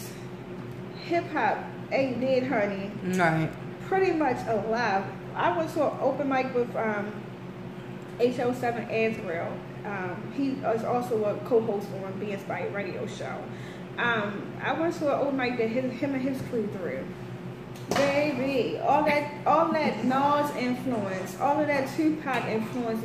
I mean, it was. So they weren't letting the mumble rap era influence them. No mumble rappers or trap music. No trap music, no mumble raps, none of that in the building that night. The influence of it was so much. I loved it. The influence on it was so pretty much to the point where, you know, it gave me hope again. Right. Because Now you got these older rappers my age and up want to come dumb down because they're trying to gain that fan, and they go above my head. But that's cool because I want to listen to it again until I can. I work hard for mine. I've been really working a job since I was 13 years. I can't let nobody take the props for my hard work and my success. Looking at these, I can't let nobody tell me what. Right. You know, I don't want to make all hell songs for the rest of my life. I want to be able to let ambition be the light that, you know, shines, because that's what I really want to tell for these young girls. You know, love who you are, embrace who you are. You got crooked teeth, oh well, smile. Well, I mean, it's just like, yo is asleep. She is slumped in the car. I thought you was talking about him because he walking down with a cigarette in his mouth. And he is knocked out. His eyes was closed. Right. He put he would not be watching my baby. Right. That's Baltimore for you. I miss this neighborhood. Shout out to 22nd and Guilford and all my fam that still live around there, but I don't miss it. Yeah. I don't miss it. Oh, this Baltimore City, you never know what you're gonna see. But that just threw me, cause like I'm seeing the car moving, and he's got the little remote control, and she's slumped, like she's knocked out. Like I guess it was like, so one thing I did hear about me, I'm bougie, I'm stuck up. You know, I act like I'm above everybody. I don't speak to people. I'm not. I do feel like, you know, I work hard for mine, and you know, I'm not phony. right. So if I know that you've been out in the route and it keep getting back to me that you got something to say about me, but every time you see me, you want to kiss me, All up in my face. Hey girl. Hey girl. See, and that's how I am. That's how I am. Like I just be so like, me I'm either. an actress, but Me either. As my profile picture shows. As my did you see my you see my? I was crying. DJ Anchor the Bank took that picture and sent it to me along with the pictures of who I was looking at. Ooh. I said, you didn't have to do that. I already knew who I was looking at like it. But it was like, it was my one of my best friends, she lives in Kentucky. Mm-hmm. And she was my other best friend, he commented on there. And he lives in Bristol, Virginia. Mm-hmm. And he was like, that's Lisa look. Mm-hmm. So Britt commented, was like, I was just about to say that. That's that look that she gives, like, girl, you come in here, you think you cute, don't you? And I was like, it was some females that were there, and they were drunk. Mm-hmm. And they was just like, whoa! And I'm sober. Mm-hmm. I don't like drunks when I'm sober. They annoy me. Doesn't matter who it is. Right. That night, I actually had to elbow some dude, and I had to push him that way. Mm. And it was funny. If anybody caught me, like, was watching me, I had my camera, and I was looking like this, and he bumped into me, and I went like this. I'm still looking at my camera. I'm not even looking at him. And he bumped me again, and I said, and still looking at my camera. I, like, just go over there. Go over there. Yeah, you gotta get out. But, you know, and it was my ex's girlfriend that he had just introduced me to. Mm-hmm. And, you know, she made the statement, and she was like, hi, I'm his girlfriend. And I'm like, I know who you are. And I was like, hi, I'm his ex, his best friend. I don't know what you want to call me. Because he's my, like, we're, like, best friends now. Mm-hmm. And I was just like, he was like, she was drunk, she was this, that. And I was like, I understand that. That was cool. But they got drunker. Mm-hmm. And they was just, like, jumping around, and I was just like, I was waiting for somebody to bump into me, mm-hmm. because I don't like that. I don't like people who come. That's why when people come up to me and hug me, I'll be like, who is touching me? That's my automatic reaction, because I don't know who's touching me. Mm-hmm. Especially when they come up from behind. Now, one time it was Superman who plays the drums for Billy Live's band. Now, I don't know if you know who Superman is. Mm-hmm. Yeah. Tall, light-skinned. Yeah. Mm-hmm. Sorry, y'all. I went into that place. And he went up, come up behind me, he put his arms around me, and I said, who's touching me? And I looked, I was like, oh, okay, it's you. And he said, how are you? I said, I'm fine now, just fine. But like, I get like, and I wear everything. Look, there she go dropping shit. I get to that point to where I wear everything on my face. So if I'm not enjoying myself, it shows. If I don't, like, I make faces and don't know that I'm doing it. Oh my God. Until somebody says something about Lisa, and I'll be like, did I make a face? Did I make a face? Because you know how it is. Like, you be somewhere and you be like, I'm not gonna say who he was on the phone with the other day, but somebody called and he was like, "Yo, they on the phone. You can't see them. Like, chill. You got." But it doesn't matter. I can't help it. Like, if I got. but you know what I mean. Like, so in this business, like, I can't be fake and phony. And I tell people all the time, I can't do the fake and phony stuff. That's why when we're talking about the females talking about each other, I can't deal with that. Can't deal with that. And it's just like, you know, even this last pace thing that, you know, I did, and it was kind of like, it was messed up, because it's like, okay, you know, people got to learn how to keep it professional in certain environments, because you never know who's in the building. And the fact that, you know, it went to that point, it just kind of like, for me, it kind of hurt me that somebody took this person there and, you know, messed up their event because they wasn't the big name on the card, or whatever the case may be, or whatever they was arguing about. What event was this? This was, I did a Tantric Soleil. I don't want to say their names, but it was like a no, you don't have to. No, I want to know. Valentine's Day event that I did, and it was just sad because it was like some big names in that room, or some potential business people, and like, we really didn't get a chance to network because it was just too much going on. A fight broke out. See, and this is my thing. Me, there's an artist that I just don't. We're not friends. I'm the type of person that if we're in the same building, cool, stay over there, stay over here. Don't say nothing about me, won't say nothing about you. Keep it just like that.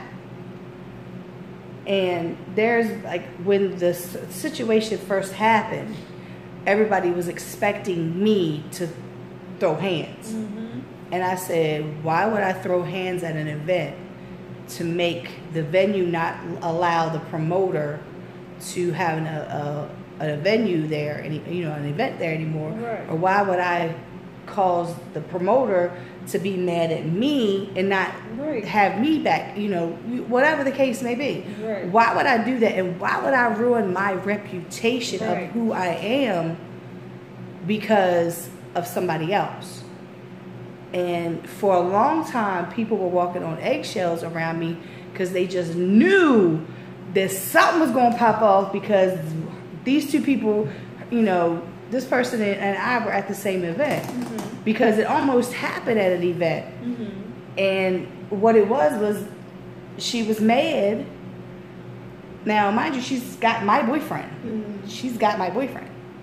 And everybody was shouting me out on the stage because my birthday was the next day. Everybody was buying me drinks at the bar. And so I'm tipsy, drunk, whatever. Like, people was buying me drinks left and right. Everybody, here, Lisa, have a drink. I'm like, oh my God. So my battery in my camera had died, and I'm tipsy, and I'm just standing there enjoying the show. And that inner voice that we all have was like, look to your left.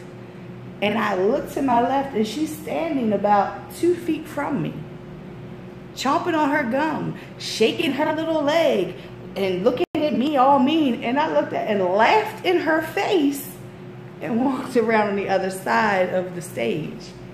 Because, one, I'm drunk. I'm by myself. Because I go places by myself. And 3, I'm at Ram's Head. So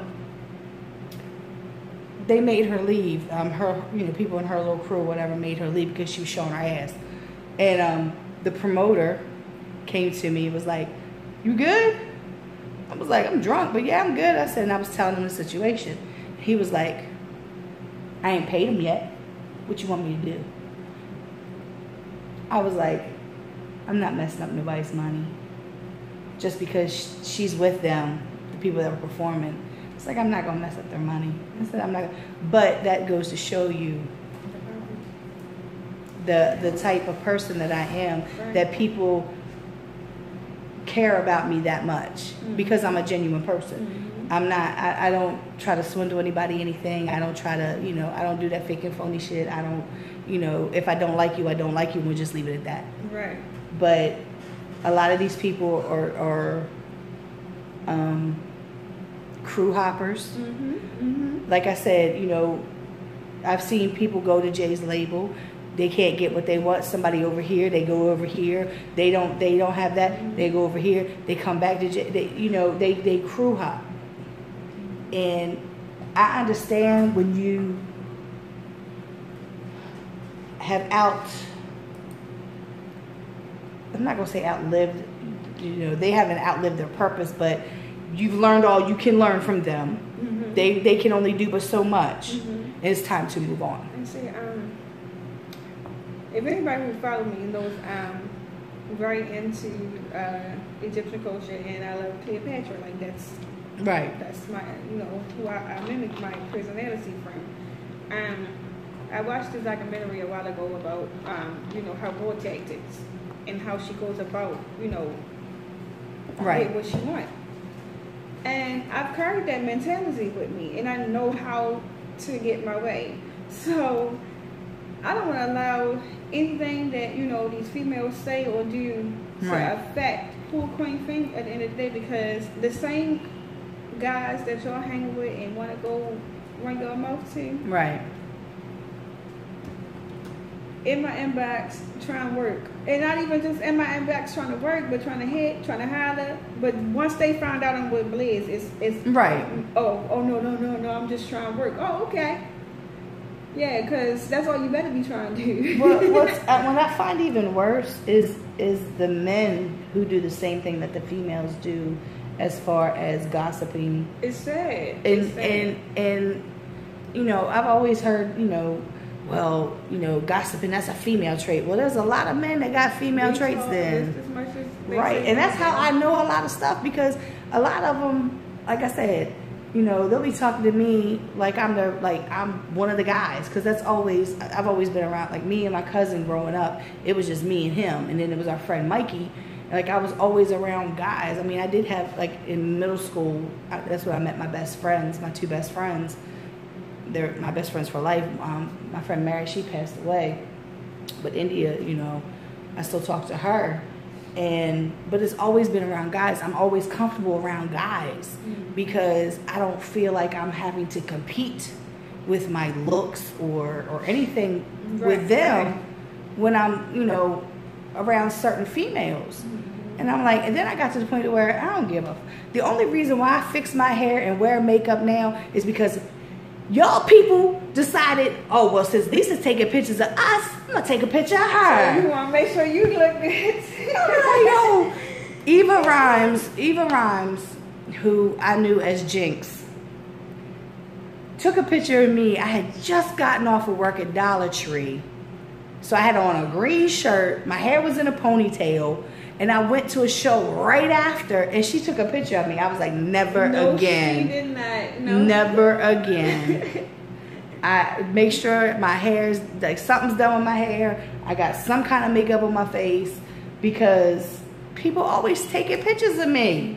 And I'm like, yo, no. Like I just got, I don't never know where we going at. When we get in the car, I don't know where we're going. It turns just takes me everywhere, and it's like some days I don't feel like being together. I don't want to be Queen Pheen today, but we always run into somebody. I'm like, why do you see people? My kids hate that, because my daughter, she's like, Mom, we can't go nowhere. I was like, why? She said, because you always running into somebody you know. I was like, sorry. I guess, maybe, I don't know. But, you know, like, it got, but I... Him and his 80 million nephews that all live we always see one of them, and, you know, I just got to make sure I keep myself up. So I keep a little makeup, some lip gloss, I for a little brush or something in my purse, because I want to make sure that I'm my best at all times, because we don't never know which family member we going to run into or who he going to see. Like, we at the mall today, he ran into somebody he know. Like, I'm going to go, hey, I did face before I left out the house. Because... But, you know, like, it's just that guys they just feel comfortable telling me things, so then they tell me their conquests. And then I'm like, really? And I'm like, well, isn't she like that girl's friend and you smashed her too? And they like, I'm like, oh Jesus. I'm like, y'all just keeping it in the family of hip hop.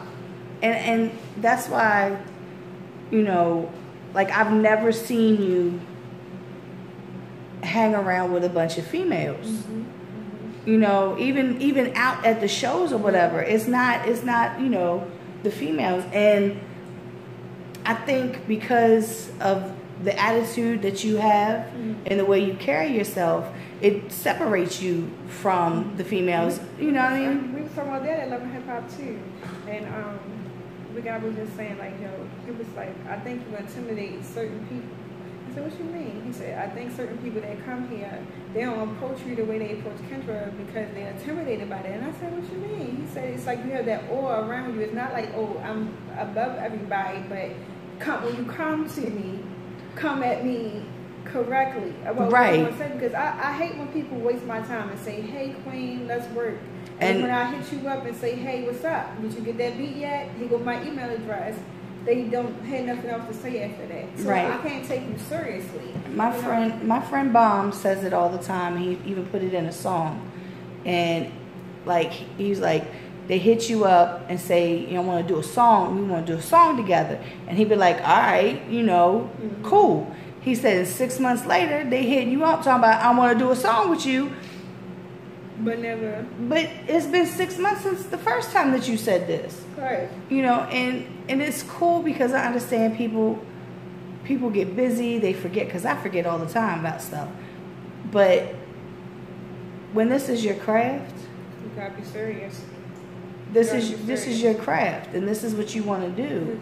So, and you know, confidence scares people. Right. And when you have that energy around you, and that you know that you got it, and you know can't nobody else, tell you otherwise, and you have that energy, like, I can do this. Right. And I just tell everybody, every time I get up on that stage, I always mention my lupus, because I want to prepare them for what's about to happen. Like, I'm getting ready to release all this pain that I'm feeling, and I'm gonna give y'all a great show, because everything that I'm going through right now, I should not be able to get up here and do this at all. Right. I had to step down from modeling because I had to get some procedures done to my hip. When I had my daughter, she cracked my hip. She cracked it when she was pregnant, when I was pregnant with her, and she was moving around, but then she cracked it a little bit more, trying to get her butt out first. So she was trying to scooch out and scooch her butt out, and I was like, no. So we had to move her around, and in the process, she kicked the crack, and it was a little bit too hard. My bones is a little fragile. But, so, that's the essence and why I walk the way I walk. Right. You know what I'm saying? So, when I get up there, and I'm, now I get up there and I had this performance, and I honestly, I don't rehearse. Right. I mean, and that's because, like I said, you let the music take me where it's going to go. It depends. You want to get what I'm feeling that night. If I'm feeling bad, you're going to get a even better show than if I was feeling normal. Right. Like, which is normal is not even a normal. Your normal and my normal are two different normals. Right. And that's what I love for people. Love to explain this to people, because you have to understand that. At one point in time, somebody asked me, was I faking? Was I making it up? What? This is from yesterday. This is from right now. You see the difference? Don't tell me I'm making nothing up. I don't have to make it up. My body, it shows you. Right. If you notice, Lisa, after I perform the next day, I don't post until the afternoon. She just tripped. I won't post anything until I go there. Even why? Because my body is resting. I'm allowing myself to get some energy, re-energize, however you feel. Yeah. Right. But I allow my body to rest, and even the day of a show, I won't really post a lot because I want to keep all my energy inside. Right. So when I get up on that stage, because when I get on the stage, I want to give you guys an even better show than what you've seen the last time. Right, because I'm not doing this every single week or twice a week as far as going to shows and standing up, because anybody that has been to a show that I've been at, they'll be like, I didn't see you, why didn't you? I was at the front of the stage. That's where I'm always at. I rarely ever go sit down. So that's a lot on somebody. Because I think the most I've seen you sit down was when we was at a fashion show.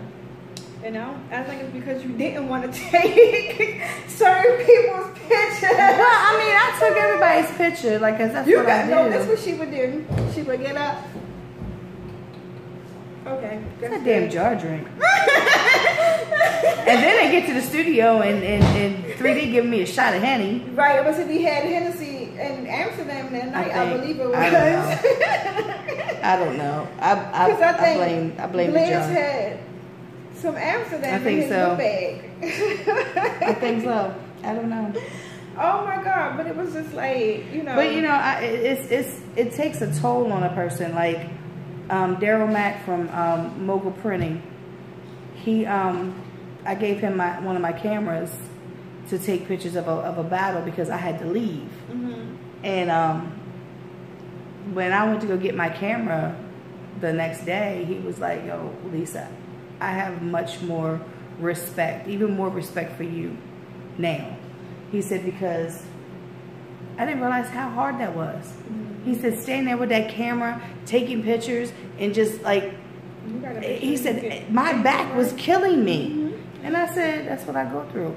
And because I'm not doing that 2 nights a week, 3 nights a week, or whatever I was doing at one point in time, my body is not used to standing up anymore. So now my back is hurting even more. Now, you know, my whole, I'm not, it's like working out.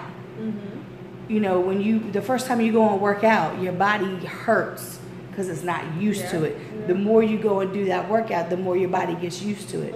My body is not used to this anymore. I tell everybody, I be like, I'm too damn old for this shit now because my back is killing me. Like tonight, my back is going to kill me. I already know. Because you're going to the LA to Baltimore tours, right? I'm going to comps. Yeah. I'm be at Profits thing. I know a lot of people are going to be at Profits, from what I understand. I was asked to go because Baltimore Big Steve is performing with Tatted Up Leo. But Tatted Up Leo is performing at comps first and then going to Profits. Okay. So, you know. Okay. That's my guy, Tatted Up Leo.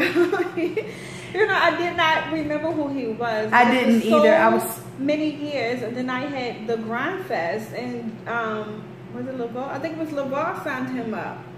I don't know if it was LaVar or Jay signed him up. I can't remember. One of them signed him up, and I was like, "Oh my gosh, wow!" Right, and like he come in here, and I was like, "Who are you?" He's like, "I'm Tatted Up Leo." I was like, "Oh damn it!" I said, "I ain't seen you in like 50 years." Like, right, and he still looked the same. He was still the same. Like little skinny, little he was a little skinny thing. So I'm excited though to go to this event tonight because you know why, Lisa? I get to be a groupie tonight. I get to sit there and I get to watch my man do his thing because it's rare that I go to a show with him and somebody don't say, "Queen, get up there. Where your song at? Get a DJ your music." I'm not bringing no flash drive. I'm not bringing. I'm glad I got an iPhone now because you don't got no music player to play your music on the phone. Even though I got my iTunes, my song is on iTunes. All Hell is available on all streaming outlets and for purchase on Apple iTunes. Okay, so get that. Thank you.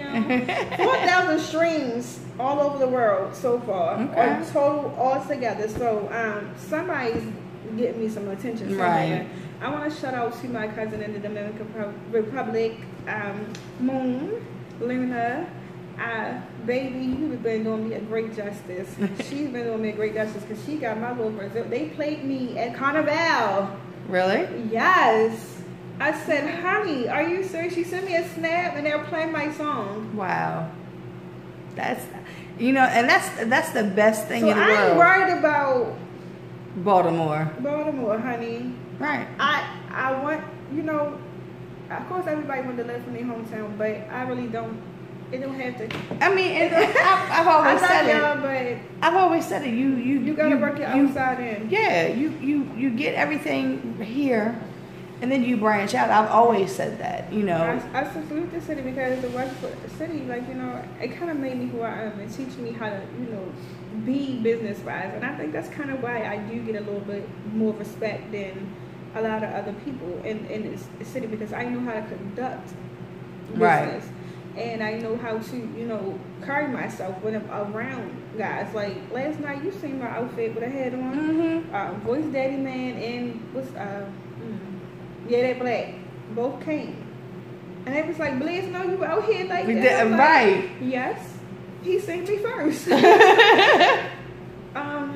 know, it's this Bonnie Slim was there, and like, you know, he knows how I am when I come out and I'm going to perform it. Now, like tonight, okay, I made an exception because I'm not performing, so I'm not really, you know, all out the box. But I know how to carry myself, and he knows that I'm not going to be letting no random guy be up in my face without, you know, without having to shut them down. He knows I know how to carry myself.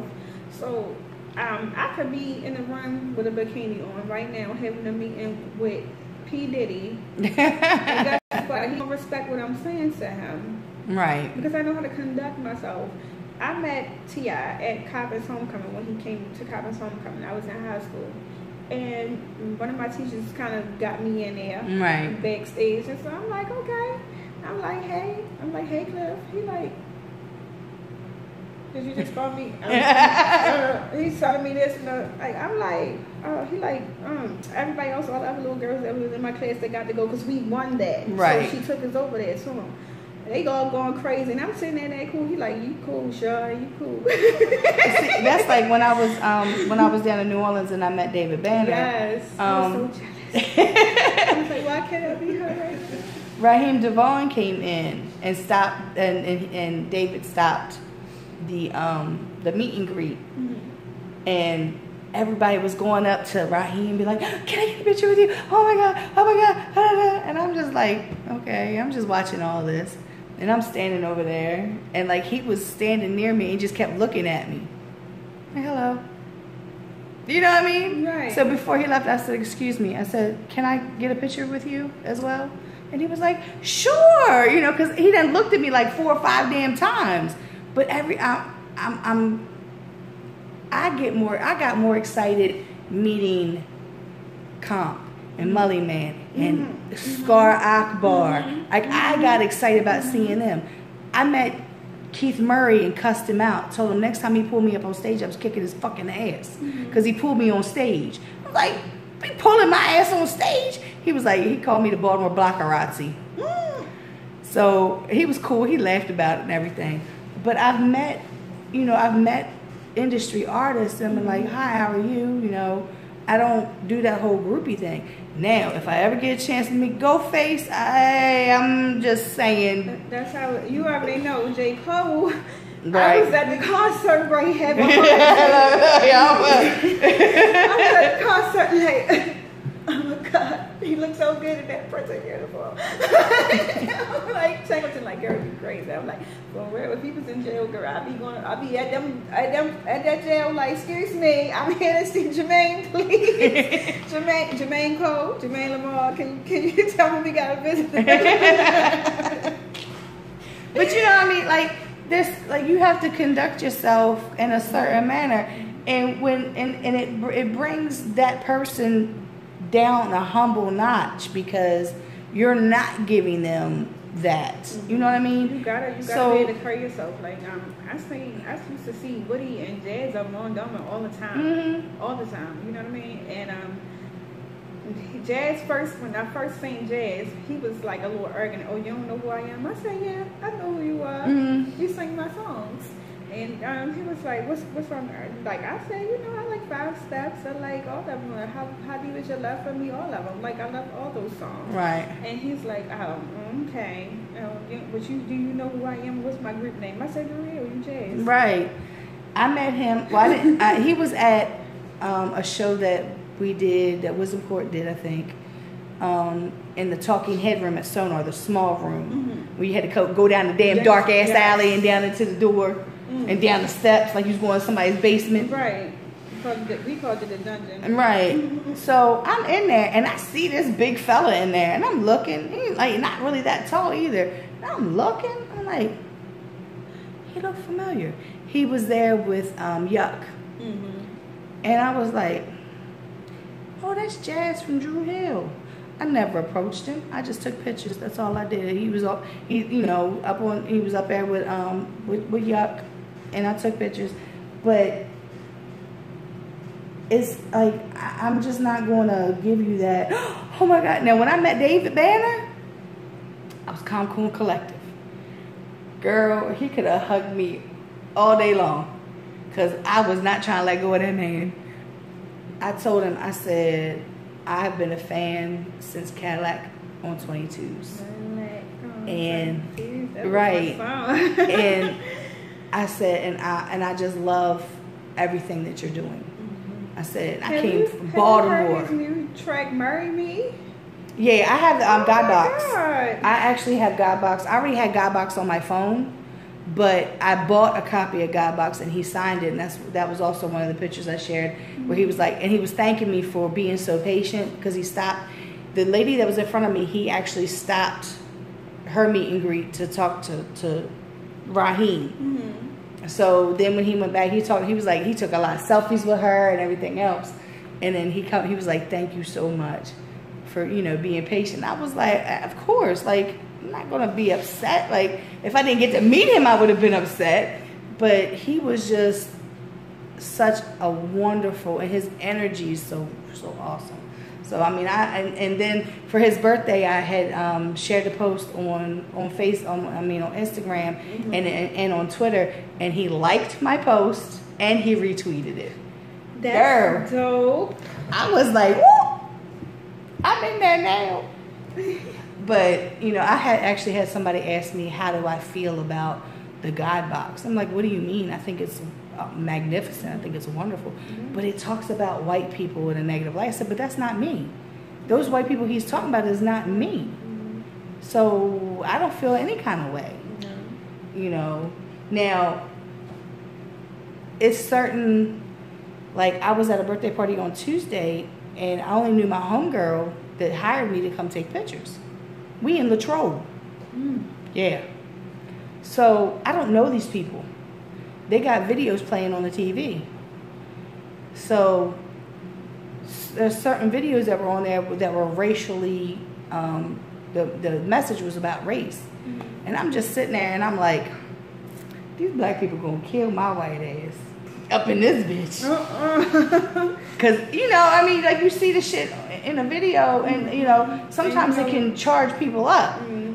But I was like, I didn't really, that was like a thought and it went out the window, but I don't worry. The God Box is magnificent. His song Magnolia, the video for Magnolia is remarkable. So I think it's a wonderful piece of work. I think, people are like, well, I like him better as a producer. Okay, well, I like him better as an activist who speaks out and does, and goes to these different places, to these different schools and colleges and these different, events and speaks very eloquently. Him and T.I., like, there's this show on Netflix called Rapture, and it's different interviews with like different artists. And one of them was T.I., and they had David Banner on there talking about T.I. and everything, and about how the Black Lives Matter movement, T.I. was walking with his son, or riding in the car with his son, and they were talking about, they were marching. He stopped his car, got out the car, him and his son just joined in. And then they were asking T.I., well, what's next? He's like, I don't know.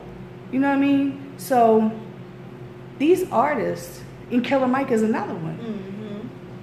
They have voices, and they have the masses, because people are listening to their music. They have their voices, and that's, like I said, like a lot of these artists here in Baltimore, the ones that have quote unquote names, aren't doing anything. They need to, I feel as though they need to step up and become more a part of like the social injustices. What me and Singleton both said, being as though I know so many people and connected to so many people, when I do my Grind Fest, which is my annual lupus showcase that I've been doing, so many more people should be coming out, and being a part of that. But it's kind of like, you know,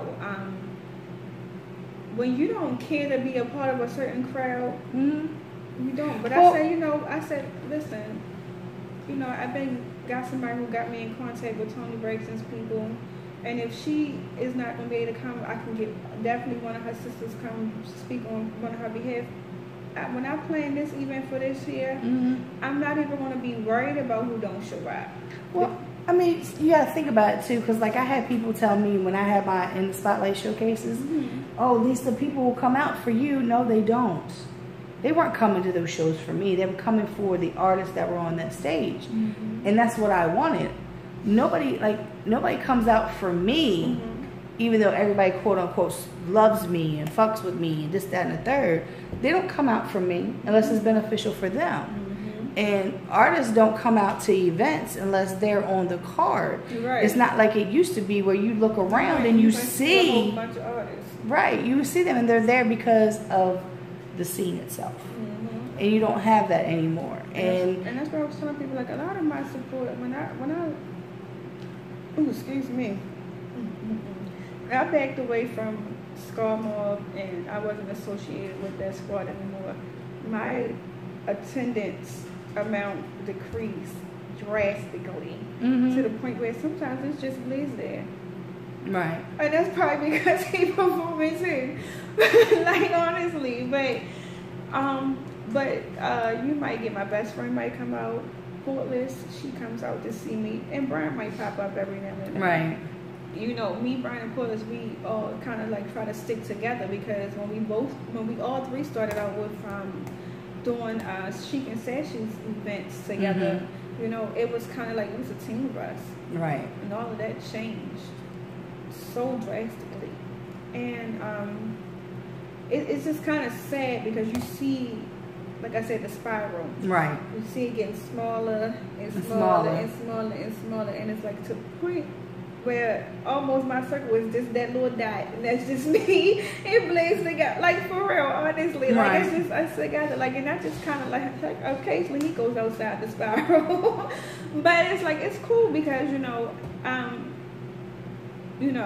I had to get a grip of this for myself because I just feel like us both as artists, we should always be where the other one is. But then I had to think, you know, I'm saying Jay-Z is not always where the other one is, you know. Right. They done tours together, but they done things individually.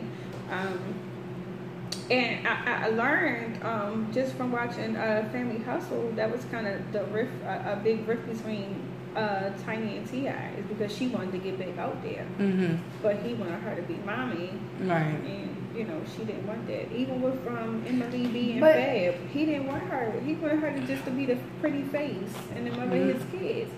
He didn't want her to be out and styling other people and taking on other things and venturing out or being a part of reality TV platforms. So you know he wanted to be out there doing whatever he wanted. But you know and that whole having your whole life out there on television is bad enough when the paparazzi pop up and take and show, and we know from that. You know, so you know, like I said, those couples, like social media, and people have said it time and time again. I believe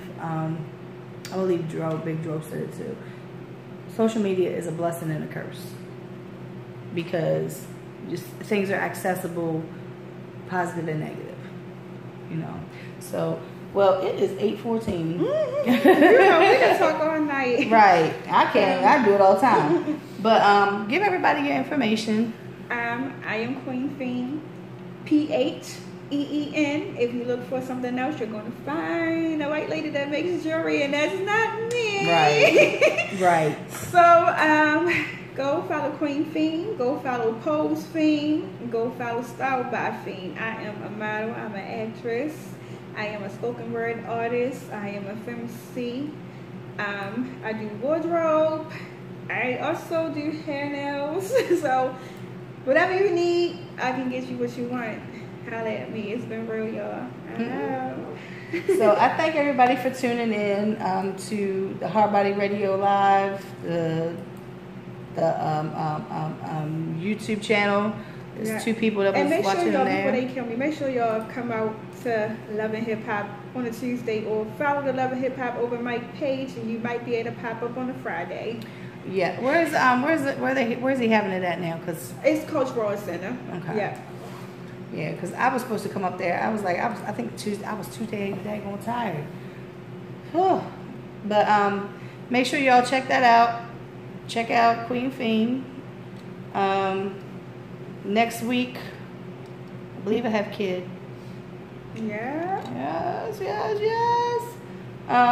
Thanks everybody for tuning in. If you tuned in to both shows, I appreciate you a lot. Shout out to Brian Hoyt, who's always sharing my stuff. He's such a supporter. Love him to death. I lost my Supporter of the Year award to him, and I was not mad because it was him. If it was anybody else, I would have did a Kanye. I'm gonna let you finish. Excuse me, I'm gonna let you finish, but no, I'm just playing. That's how I don't even like people like that. At the Rubber Awards, but I was like, yeah, I'm gonna let them have it. So thank y'all for tuning in. I will catch y'all next week. Yeah, I'm getting ready to go to this show and see what it's about. I'm going. Jay Stone, who's a Nipsey Hussle's artist from out in Cali. He was here earlier today. Comp. I don't even know who else on this card. I'm just going. Cause Comp. So I'll see y'all next week. Be safe. Be safe. Not just Baltimore.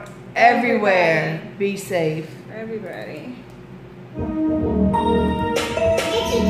already know. Yeah, man. This was kind of like the only rap song that you will ever hear. Trigger made this beat, and when he sent it to me, it was kind of like it wrote itself.